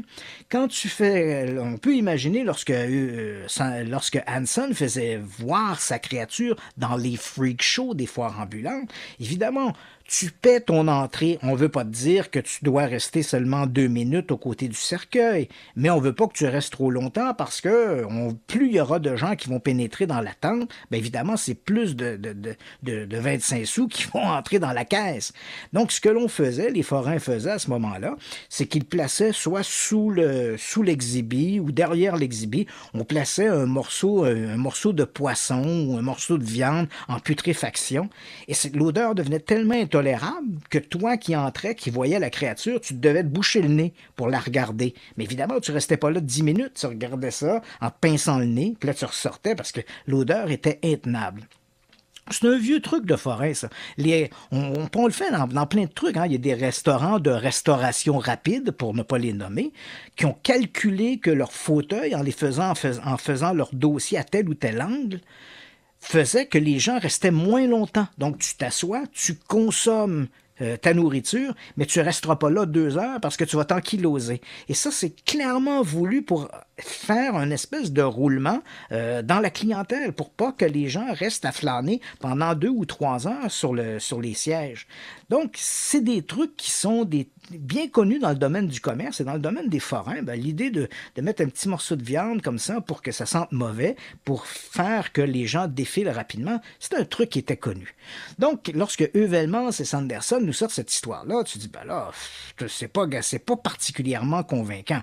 Donc, tout dans cette histoire-là sent mauvais. Et malgré que les gens ont dit oui, mais c'est vrai que Sanderson puis Heuvelmans, c'était quand même des zoologues, c'était des gens qui étaient réputés, c'était quand même des gens qui voulaient croire. Et là, j'arrive à ma propre investigation par rapport à ça. Moi, j'ai commencé, mais bon, j'avais entendu parler de cette histoire-là de l'homme congelé depuis les années 70. Il n'y a pas presque tous les ouvrages qui traitent de ces sujets-là évoquent cette affaire-là. Et puis, en 1996, j'ai décidé de contacter, je décide de réouvrir une investigation personnelle sur l'affaire de l'homme congelé. J'ai réussi à rejoindre Bernard Heuvelmans au Vésinet en France. Il faut savoir que 2 ans plus tôt, la série Unsolved Mysteries aux États-Unis avait fait un volet consacré à l'homme congelé. Et ils avaient contacté Heuvelmans qui les avait envoyés promener. Alors, je m'attendais bien sûr à recevoir une réponse du même genre, mais Heuvelmans s'est plutôt montré amical. Donc, on a échangé sur toutes sortes de sujets et bien sûr, on a parlé de l'homme congelé. Et en 1996, Yannick, Heuvelmans demeurait persuadé que la créature qu'il avait observée était bel et bien la vraie. Pour lui, il n'y a aucun doute qu'il y avait une vraie créature et une fausse créature. Et quand je lui ai fait remarquer qu'entre la fausse et la vraie, parce que lui dit il y avait d'abord la vraie créature et ensuite Hansen l'a remplacé, comme il l'a toujours dit, par un modèle en latex. J'ai dit, c'est vrai qu'il a prétendu ça, mais quand on regarde la créature soi-disant en latex, donc après décembre 1968, versus les images que l'on a de la créature avant, c'est exactement la même créature. Sur la photo avant et après, elle a un petit peu plus la bouche ouverte, le bras a un petit peu changé, le pied a changé d'angle également, mais il suffisait à Hansen simplement de décongeler son modèle, bouger un peu les membres, ouvrir un peu la bouche, recongeler le tout, et merci, bonsoir. Il ne faut pas se donner une peine, il ne faut pas chercher midi à 14 heures. Ça semblait simple de faire ça. Mais malgré ça, malgré cet argumentaire-là, Heuvelmans restait convaincu que la créature qu'il avait observée était authentique, il n'en démordait pas. Donc, parfait, j'ai pris note de sa position. Il faut savoir que je n'ai pas pu parler à Sanderson parce qu'il est décédé en 1973 d'un cancer. Néanmoins, j'ai pu parler avec un type qui s'appelle Mark Hall, que j'ai interrogé d'ailleurs dans un épisode de Dossier Mystère où on parle des Thunderbirds, donc les oiseaux géants. Ce Mark Hall était le bras droit de Sanderson. Et quand j'ai abordé avec Mark Hall cette histoire-là de l'homme congelé, Hall de me répondre que Sanderson, à la fin de sa vie, en 1973, il restait convaincu que la créature devait être vraie, mais pas toujours. C'est un peu comme j'y crois les lundis, les mercredis puis les vendredis, mais les mardis et jeudis, j'ai des doutes. Donc, on voit un peu là que la foi de Sanderson pour la créature commençait à s'émousser à ce moment-là. Au moment de son décès, il commençait à éprouver des doutes. Et puis finalement, et c'est un peu le coup de grâce, j'ai réussi à retrouver Frank Hansen, qui est toujours vivant. Donc, au printemps 2002, je contacte Frank Hansen. Et là, c'est un vieux bonhomme, il est âgé de 80 ans, je le rejoins, et là, je vais lui parler de l'histoire de l'homme congelé. Il me dit que sa mémoire a plusieurs trous, mais il me dit qu'il est encore propriétaire de l'homme congelé. Il dit « j'ai gardé tout ça parce qu'on le sait, dans les années 70, avec le déclin des foires, il a réadapté son exposition pour que son cercueil puisse tenir dans une espèce de boîte qu'on pouvait ouvrir et qui faisait comme une plateforme en même temps, et il présentait cette créature à travers les États-Unis dans des centres commerciaux. Et principalement à l'Halloween, c'était très populaire. Et là, il me dit, j'ai gardé le cercueil, j'ai gardé tout ça, c'est dans un hangar, j'ai encore la créature, on parle de ça. Et là, on se met à parler de, est-ce qu'il y a eu réellement une fausse créature? Donc, c'est vrai qu'Hansen, au départ, commence à me dire, vous savez, il y avait 2 créatures, il y avait celle en latex, puis... Et là, je lui dis, je la connais cette histoire-là, puis j'ai dit, bon, j'ai fait des recherches et j'ai déterré un document de la Smithsonian Institute qui montre très clairement qu'en 1967, donc 1 an avant que Heuvelmans et Sanderson analysent la créature, en 1967, j'ai dit, on a une facture qui prouve que vous avez commandé la fabrication d'un homme des cavernes en latex à une compagnie de Californie. Et là, je sens que Hanson, à l'autre bout du fil, il est comme ébranlé que j'ai ce document-là en main. Et là, il commence à me dire, c'est vrai, mais il dit, il y avait un autre modèle. Je dis, non, ouais, mais s'il y avait un autre modèle, pourquoi, lorsque Heuvelmans et Sanderson sont allés voir l'homme congelé, pourquoi ne pas leur avoir dit que vous aviez dans votre garage, ailleurs, un modèle en caoutchouc? Hein? Pourquoi ne pas les avoir dit? Et pourquoi en avoir parlé du modèle en caoutchouc qu'après la supposée menace, pas une menace, mais la demande du Smithsonian d'enquêter sur le bonhomme? Là, vous nous sortez l'histoire du bonhomme de caoutchouc, mais dans les faits, ce bonhomme de caoutchouc, vous l'aviez commandé au moins 1 an avant. Et là, finalement, puis je sais que là, ça va faire pouette pour les gens qui nous écoutent, coït interrompu, mais Hanson avoue la fraude. Il me dit qu'effectivement, il a commandé en 1967 cette espèce de bonhomme en latex qu'il a commandé à un spécialiste des effets spéciaux, un type qui s'appelait Howard Ball, qui avait un atelier à Torrance, en Californie, qui lui a commandé la créature. Et lorsqu'il a pris livraison de la créature, on est toujours en 1967, donc au moins 1 an avant l'expertise de Heuvelmans et Sanderson, il dit, quand j'ai récupéré la créature, j'étais insatisfait de la fourrure de la créature. Alors à ce moment-là, il a commandé un certain Peter à des spécialistes en taxidermie, Peter et Mary Corral, d'implanter les fameux poils qui, eux, ont fait un travail remarquable. Ils ont pratiquement implanté 1 à 1 les poils dans la créature pour lui donner cet aspect hyper réaliste. Et là, donc, c'est cette créature en latex que Hanson me dit que j'ai toujours dans mon hangar, etc. Et quand je lui demande, est-ce que c'est cette créature, oui ou non, est-ce cette créature que Heuvelmans et Sanderson ont regardé en décembre 1968. Et sans dire oui ni sans dire non, Hanson me répond, la réponse a été d'après vous. C'est ça qu'il me dit, d'après vous. Mais tu sais, ça répondait à tout. Là. Ouais. D'après vous, c'est ça. Je pense qu'il n'y a jamais eu de véritable homme congelé. Tout ça n'a jamais été rien d'autre qu'une créature en latex. Et aujourd'hui, il faut savoir que cette créature, à la mort de Hanson est décédé, je pense, 1 an ou 2 après notre conversation.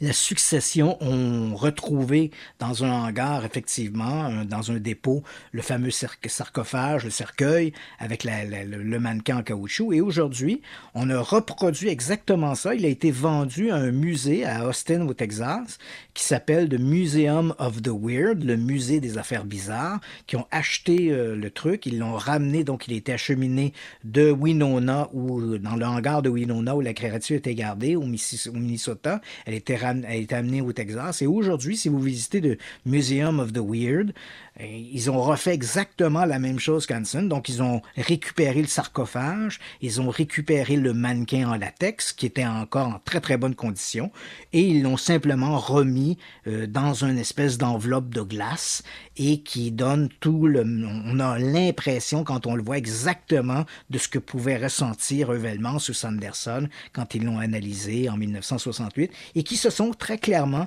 laissés duper par cette créature. Et là, les gens disent, oui, mais c'était quand même 2 zoologues professionnels. Le problème ici, et ça, c'est souvent un élément qu'on rencontre dans le domaine du paranormal, c'est qu'on ne s'adresse pas aux bons experts. Heuvelmans et Sanderson étaient des zoologues, des spécialistes des animaux, donc ils regardaient ça. Mais si on avait fait appel à quelqu'un qui était un spécialiste des trucages, un spécialiste des créatures en latex, un spécialiste des effets spéciaux, probablement qu'en regardant la créature, il aurait vite compris de quoi il s'agissait. Donc, Heuvelmans et Sanderson, je me rappelle quand je parlais avec Heuvelmans de la créature, il m'a fait la réflexion en me disant, Cette créature que j'observais dans son bloc de glace, il dit, il faut se rappeler qu'on est en 1968 et en 1968, les meilleures réalisations qu'on avait étaient le film La planète des singes et l'Odyssée de l'espace, le 2001, l'Odyssée de l'espace. Dans les deux cas, on parle de... Bon, dans l'Odyssée de l'espace, ce sont des costumes complets d'hommes préhistoriques là, qu'on voit au début du film. Pour ceux qui n'ont pas vu le film 2001, l'Odyssée de l'espace, la séquence d'entrée nous montre un groupe d'hommes préhistoriques, probablement des australopithèques là, qui tapent avec des bouts de bois. Et puis à un moment donné, il y a cette espèce de stèle extraterrestre et on voit l'éclosion de l'intelligence. Donc, Evelmans me dit, vous regardez les films de 68, il y avait l'Odyssée de l'espace et il y avait La planète des singes, où malgré la qualité du travail qui avait été fait, les masques demeuraient quand même assez statiques. On voyait quand même que c'était des prothèses en plastique, en caoutchouc. Et là, Evelmans, c'est un peu sa référence. Il me dit, voilà, il y a ces films-là, et on voit que c'était très difficile de fabriquer ça. Et moi, j'ai répondu à Evelmans, j'ai dit, votre problème en faisant cette comparaison, c'est que les réalisateurs du film La planète des singes et les réalisateurs de l'Odyssée de 2001, eux ont dû, les gens des effets spéciaux ont dû composer au fait que c'était des costumes qui avaient des gens vivants dedans et qui bougeaient. Tu comprends? Donc, il y a des contraintes que ces gens-là devaient tenir compte, alors que créer un mannequin en latex et le placer dans un congélateur, écoute, il n'y a pas de contrainte. À un moment donné, une fois que tu as fait la créature, puis ta gèle, ça vient de finir là, elle n'a pas à bouger, elle n'a pas à se déplacer, elle n'a pas à parler. Donc, la comparaison était tout à fait boiteuse, mais je voyais que Evelmans, il tenait énormément cette comparaison-là pour essayer de justifier qu'il continuait de croire en l'authenticité de l'homme congelé. Bref, tout ça pour te dire, Yannick, que c'est ma position. Je sais que le sujet est encore très débattu. Encore l'an dernier, il y a un ouvrage qui est sorti aux États-Unis sur le Minnesota Iceman, dans lequel l'auteur défend âprement la position d'Evelmans et Sanderson en disant non, c'est sûr, c'est une vraie créature, on s'en est débarrassé, mais c'était authentique. Reste que de mon côté, par les déclarations à la fois de Hanson, qui est pratiquement un aveu ouvert que la créature a été truquée puis qui s'est payé la tête d'Evelmans et Sanderson, plus tous les autres éléments qu'on a en main, donc dont notamment ce certificat de fabrication d'un mannequin en latex qui date de 1967 et non pas de 68 ou 69 comme Hanson le disait, donc bien avant qu'Evelmans et Sanderson fassent leur analyse de la créature. Tout ça me permet d'affirmer haut et fort que l'homme du Minnesota était une fraude et que malheureusement, Evelmans et Sanderson ont été dupés par un solide arnaqueur. Quand tu sors de chez lui après l'avoir rencontré, là, puis là, tu te rends compte que tu l'as vraiment pincé, puis tu l'as confronté, puis qu'il t'a dit la vérité. Ça doit être un beau petit sentiment de fierté, ça. En fait, je l'avais au téléphone. Ah, tu l'avais au téléphone? Oui, je l'avais au téléphone.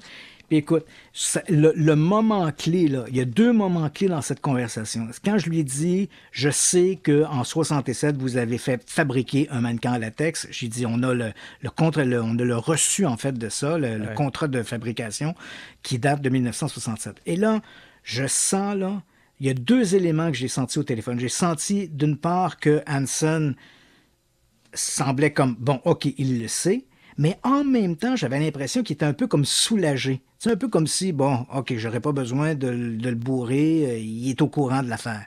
Donc, il y a eu ce momentum. Et l'autre momentum, c'est quand je lui pose la question, est-ce que c'est ce mannequin en latex que Evelmans et Sanderson ont analysé? Et là, il me répond, d'après vous. C'est là que j'ai compris que poser la question, c'était y répondre. Et ça a été pour moi une espèce de petite victoire, de dire, bon, ben parfait, j'ai réussi, là où tout le monde semblait avoir... Puis je l'ai pas cuisiné tant que ça. Visiblement, les gens, je peux comprendre qu'à l'époque où le forain présentait sa créature dans les centres commerciaux, ben il voulait conserver cette espèce d'aura que c'était peut-être la vraie créature. Mais j'ai l'impression qu'il y a eu un énorme laxisme de la part des amateurs de mystère qui, depuis que l'exhibition est terminée, donc depuis, disons, le début des années 80, peu de gens se sont visiblement inquiétés ou posé la question et peu de gens ont visiblement posé les questions à Hanson parce que Tu sais, je ne lui ai pas tordu un bras. Là. La conversation était assez ouverte, assez amicale, même s'il me disait qu'il y avait des bouts où on voyait qu'il manquait un peu la mémoire. Là. Ouais. Il était quand même très âgé. Mais, tu sais, je veux dire, je ne l'ai pas menacé de rien. Là. C'est assez spontané quand il me fait les aveux que tout ça était visiblement une fraude. Puis il semblait un peu assez amusé de voir que cette histoire-là continuait de faire débat. Alors que, pour lui, l'affaire était réglée depuis très longtemps. T'as pas idée à quel point j'ai reçu des messages concernant l'individu qui se serait fait tuer puis qui était justement dans ce cercueil de glace. Parce que là, les gens disent « Mais là, ils ont-tu retrouvé le gars? Il est-tu mort? Qu'est-ce qui est arrivé? Il y a un homicide qui n'a pas été résolu. » C'est ça. Donc, c'est un mannequin à latex, puis le mannequin à latex, aujourd'hui, la raison, puis c'est amusant parce que Heuvelmans, même quand on lui posait la question « Pourquoi Hansen aurait-il raconté une histoire un peu fantaisiste du cadavre sur la créature préhistorique qui flotte d'un bloc de glace récupéré soit par un bateau russe, soit par un baleinier japonais? » Et là, Heuvelmans invente, pas il l'invente, mais il imagine un scénario qui est tout à fait rocambolesque, pour essayer de justifier encore une fois son adhésion. Il dit « À mon avis, il devait s'agir d'une créature humanoïde qui aurait été tuée durant la guerre du Vietnam. » Et là, c'est purement spéculatif. Là. Il n'y a absolument rien pour appuyer ça. Il dit « À mon avis, créature qui aurait vécu en Indonésie, quelque part, et aurait été abattue durant la guerre du Vietnam, d'où la marque de la balle. Et ensuite, la créature aurait été ramenée aux États-Unis dans un body bag, un sac de cadavres, parmi d'autres victimes de la guerre, d'autres soldats qui seraient tombés au combat. Et c'est comme ça que la créature aurait rentré aux États-Unis. Et là, il me dit, Hansen, probablement qui est au courant de cette histoire-là, et il invente la fable du baleinier russe ou du baleinier japonais pour essayer d'expliquer comment la créature est rentrée. Mais dans le fond, l'histoire que lui proposait était tout à fait fantaisiste. La solution la plus simple, c'était que c'est un mannequin à latex. Ça veut dire, dès le départ, d'ailleurs, quand on commence à cuisiner un peu en 1968, quand on commence à cuisiner Hansen, quelle est sa première tentative d'échappatoire? C'est de dire... Je n'ai plus la créature, je l'ai retournée à son propriétaire, c'est un mannequin en latex. Il le dit ouvertement, là, c'est un mannequin en latex, puis c'est celui-là que je vais exhiber. Donc la question la plus simple, c'est de se dire, si c'est un mannequin en latex maintenant, pourquoi 6 mois plus tôt, ça aurait été autre chose qu'un simple mannequin en latex? Ça devenait en soi assez évident, et pourtant les gens y ont cru, puis certains continuent d'y croire encore aujourd'hui. Alors voilà pour l'homme... congelé du Minnesota. D'ailleurs, je dois te dire, Yannick, que je suis en train d'écrire un prochain livre. Oui. Et ce prochain livre sera les grandes fraudes du paranormal. Donc, l'histoire de l'homme congelé va s'y retrouver en bonne liste avec tous les détails, le transcript complet de la conversation que j'avais eue avec Hansen et la conversation que j'avais eue avec Heuvelmans. Et bon, etc., et tous les détails, les facsimilés pour l'achat de la créature ou de la fabrication que j'ai en archive. Donc, les gens pourront voir toute cette documentation-là. Tu devrais te faire encore des amis avec ce livre-là. M'en fais toujours. On revient. Oui, absolument. Radio X Files avec Christian Page et Marceau de Radio X.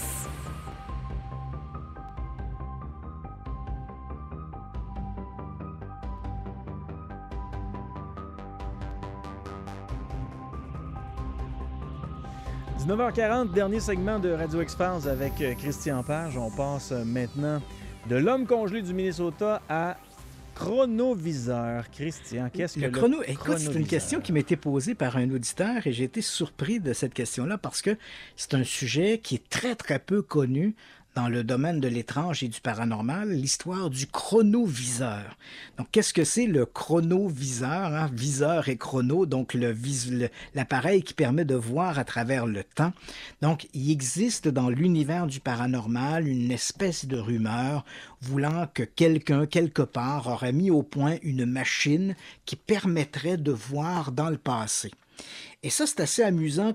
C'est une histoire qui est excessivement complexe. Je vais essayer de la résumer. On pourrait faire une émission complète uniquement là-dessus. Je vais essayer de la résumer. Moi, la première fois que j'entends parler du chronoviseur, je suis en train de tourner, j'avais jamais entendu parler de ça. On est en train de tourner à la recherche des reliques saintes. Et je me retrouve à Paris chez le père François Brune. Le père Brune s'est fait beaucoup connaître dans les années 90 parce qu'il s'intéressait à ce qu'on appelle la transcommunication instrumentale. Donc, c'est l'idée d'utiliser des appareils pour communiquer avec les défunts. Donc, c'est un prêtre catholique qui s'intéressait, bon, évidemment, il y a sa formation de prêtre, mais l'idée de la communication avec l'au-delà l'intéressait beaucoup. Et il s'est intéressé notamment, pour ceux que je réfère à la série « À la recherche des reliques saintes », il y a un épisode que je parle de la tilma de Juan Diego, donc une espèce de cape ou de manteau qui était fait en fibre végétale au Mexique et sur lequel serait apparue une image de la Vierge Marie. Et le père Brune avait écrit un ouvrage sur le sujet. Je me retrouve donc chez le père Brune, que je connaissais déjà pour ses intérêts pour la transcommunication. Je me retrouve chez le père Brune à Paris, et là, on se met à parler, bien sûr, de cette cape, ce manteau sur lequel est apparue l'image de la Vierge Marie. On se met à discuter, et là, tout d'un coup, le sujet glisse, et il se met à me parler du chronoviseur. Et là, il me raconte un peu cette histoire-là. Il en a parlé pour la première fois en 1993 dans un livre qui s'intitulait « À l'écoute de l'au-delà ». Donc là, on revient à cette passion qu'il a de communiquer avec l'au-delà. Et là, la façon dont il raconte l'histoire, il parle de deux individus, un type qui s'appelait Agostino Gemelli et Pellegrino Ernetti, donc deux Italiens qui, en 1952, auraient capté des sons, alors qu'ils étaient à l'extérieur, ils auraient capté des sons d'une voix que Gaminelli, en réécoutant la bande audio, a reconnu comme étant la voix de son père qui était mort quelques mois plus tôt. Et donc, on reste dans ce cadre-là de communication avec l'au-delà par des instruments électroniques. Et là, il me dit, bon, ben voilà, Gamelli enregistre ce son-là, il est avec Ernetti, ils écoutent la bande audio, et voilà, ils entendent cette voix qui semble être celle du père de Gamelli, mort quelques années plus tôt. C'est assez curieux parce que dans l'histoire de la transcommunication instrumentale, généralement, il y a un incident qui est assez semblable à celui-là, qui est connu, mais qui date de 1959, et là, c'est un certain Jorgensen qui aurait capté la voix de sa mère dans un parc. Bon. Mais bref, on reste dans cet univers-là. Et les deux bonhommes dont me parle Brune, ben, l'un d'entre eux, Gemelli, c'est un médecin, neurologue, qui est un pionnier de la psychologie expérimentale. Il est le fondateur et directeur de l'Université catholique de Rome, président de l'Académie pontificale des sciences. Donc, c'est un bonhomme qui a une solide formation scientifique. Quant à l'autre, Ernetti, ben, c'est un amateur de musique qui a écrit un ouvrage d'ailleurs sur la musique et il s'intéresse beaucoup à l'acoustique. Donc, on a deux bonhommes, deux formations scientifiques, et bon, il me raconte cette histoire-là. Là, on est loin de la machine qui voit dans le passé, là. On a deux scientifiques qui ont enregistré un son dans un parc qui semble être la voix du père de l'un des deux. Et là, donc, cette histoire-là, il me raconte ça, parfait, et on va un peu plus loin dans l'histoire, il me raconte qu'avec le temps, on a appris que l'un des deux bonhommes, le dénommé Ernetti, aurait commencé à raconter autour de lui, et là ça devient presque une rumeur, aurait raconté autour de lui qu'à partir de là, il aurait développé une espèce de machine qui lui aurait permis de voir dans le passé. En fait, il aurait assisté à deux événements du passé à travers cette machine-là. Dans un premier temps, il aurait vu la crucifixion du Christ, et à un autre moment donné, il aurait assisté à une pièce de théâtre qui avait été jouée dans la Rome antique, quelque part comme aux alentours de l'an -69 avant Jésus-Christ.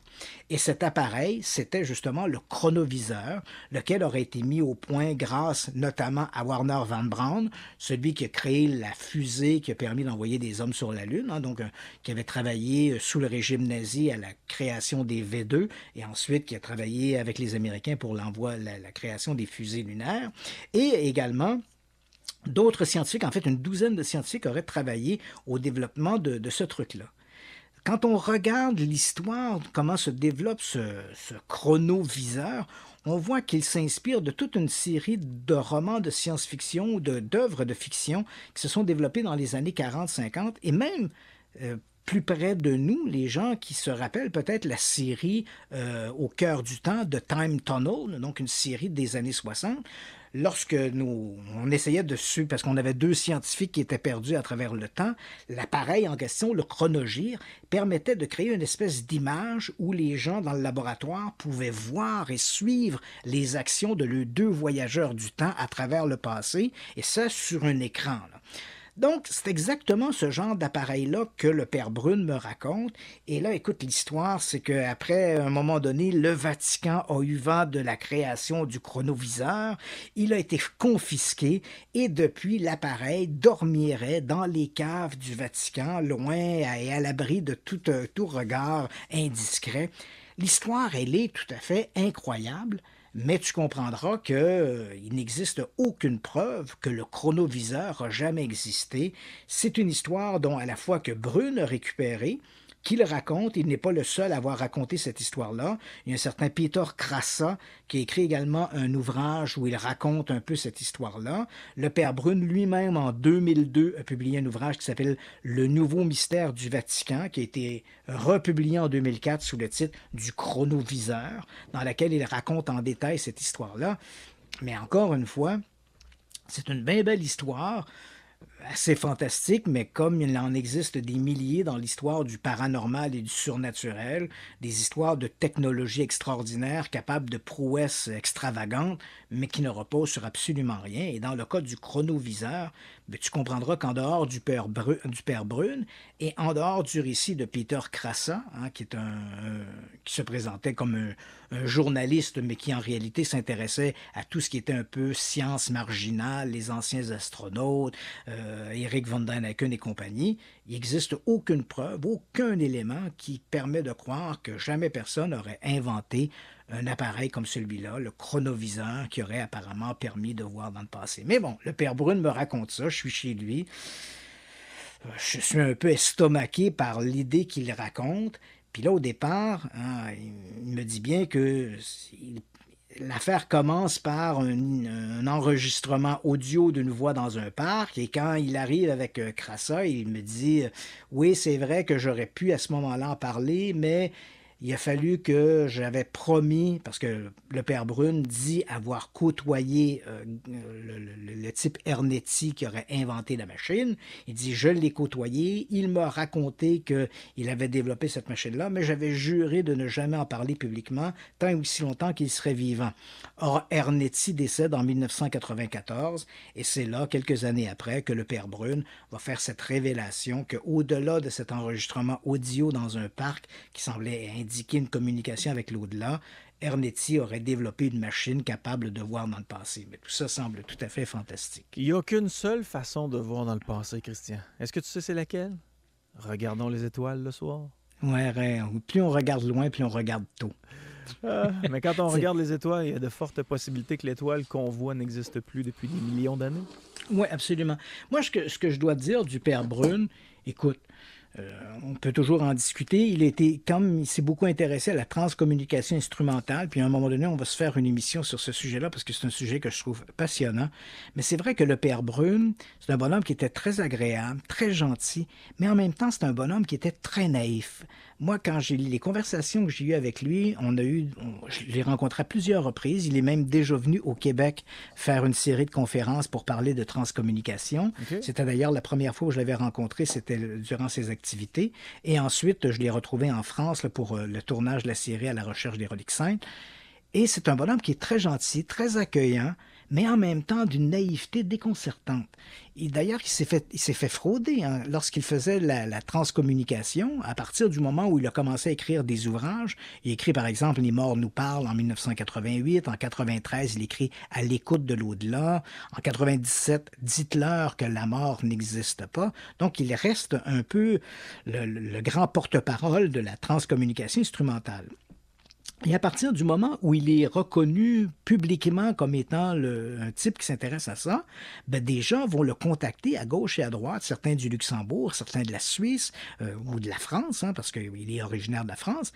Et là, on lui écrit en lui disant « Oui, j'ai capté des sons, j'ai capté des voix. » Et le père Brune va accepter ces images-là ou accepter ces enregistrements-là sans jamais se poser de questions à savoir s'ils sont authentiques ou non. Et il va en faire la promotion dans ses conférences, dans ses livres.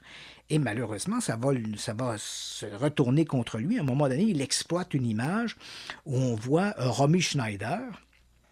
Et là, dans cette image-là, il dit, voilà, c'est Romy Schneider qui parle de l'au-delà, qui communique avec nous. Puis on a une image un peu fantomatique entre, je ne vais pas faire un mauvais jeu de mots, mais fantomatique d'une image de Romy Schneider captée sur un téléviseur. Parce que c'est ça la transcommunication, c'est de mettre des appareils audio, des appareils d'enregistrement et des téléviseurs, par exemple, en marche. On syntonise un téléviseur sur une chaîne qui ne reçoit rien.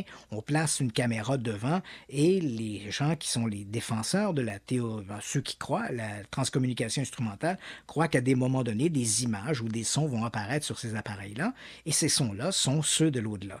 Donc, le père Brune nous montre cette image de Romy Schneider en disant, voilà, c'est l'actrice française que l'on voit et qui tente de communiquer de l'au-delà.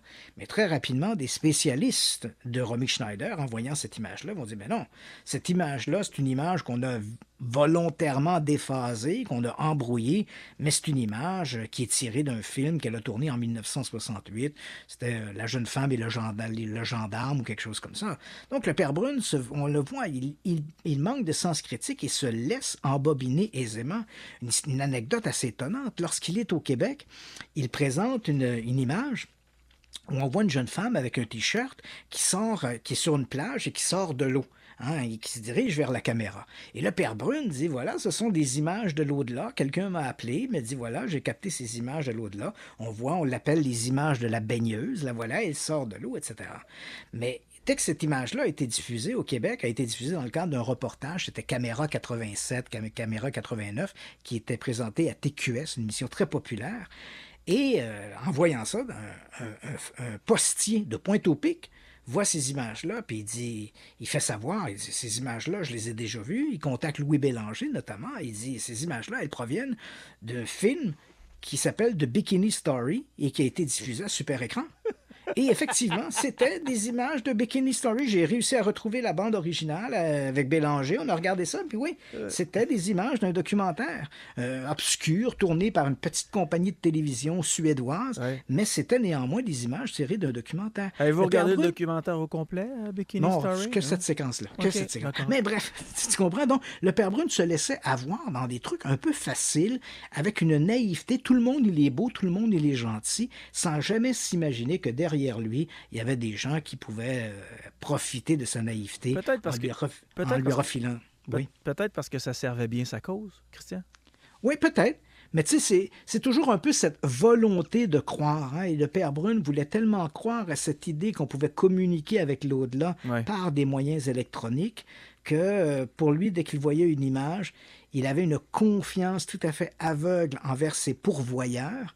Et il prenait ces images-là, il n'hésitait pas à en rendre compte. Même lorsqu'on l'a mis devant le fait accompli que l'image, notamment de Romy Schneider, était une image tirée d'un de ses films, tourné dans les années 60, il a essayé de se justifier en disant peut-être que Romy Schneider essaie de communiquer avec nous de l'au-delà en nous envoyant des images qui nous rappellent certains de ses films. Alors. Donc là, tu vois, on essaie d'étirer, de jongler pour essayer de faire coller la réalité à tout ça. Mais bon, reste que le dossier, il faut faire attention pour ne pas voir tout le dossier de la transcommunication instrumentale à travers les yeux ou la naïveté du père Brune. C'est un sujet intéressant et on en parlera dans une autre émission de manière plus soutenue et peut-être avec comme invité Yves Lignon ou un parapsychologue français. Il faut dire qu'en France, il y a énormément de recherches qui se fait autour de ça. Très controversé, mais quand même très intéressant. Voilà, je dois te laisser parce que j'ai un documentaire à aller écouter après l'émission là, pour vérifier si tu avais raison. Bikini Story. Voilà, je vais aller écouter ça. Je te souhaite de passer un beau week-end. Toi aussi. Et on se revoit vendredi prochain. Salut. Oui, ça marche. Salut. Radio X Files.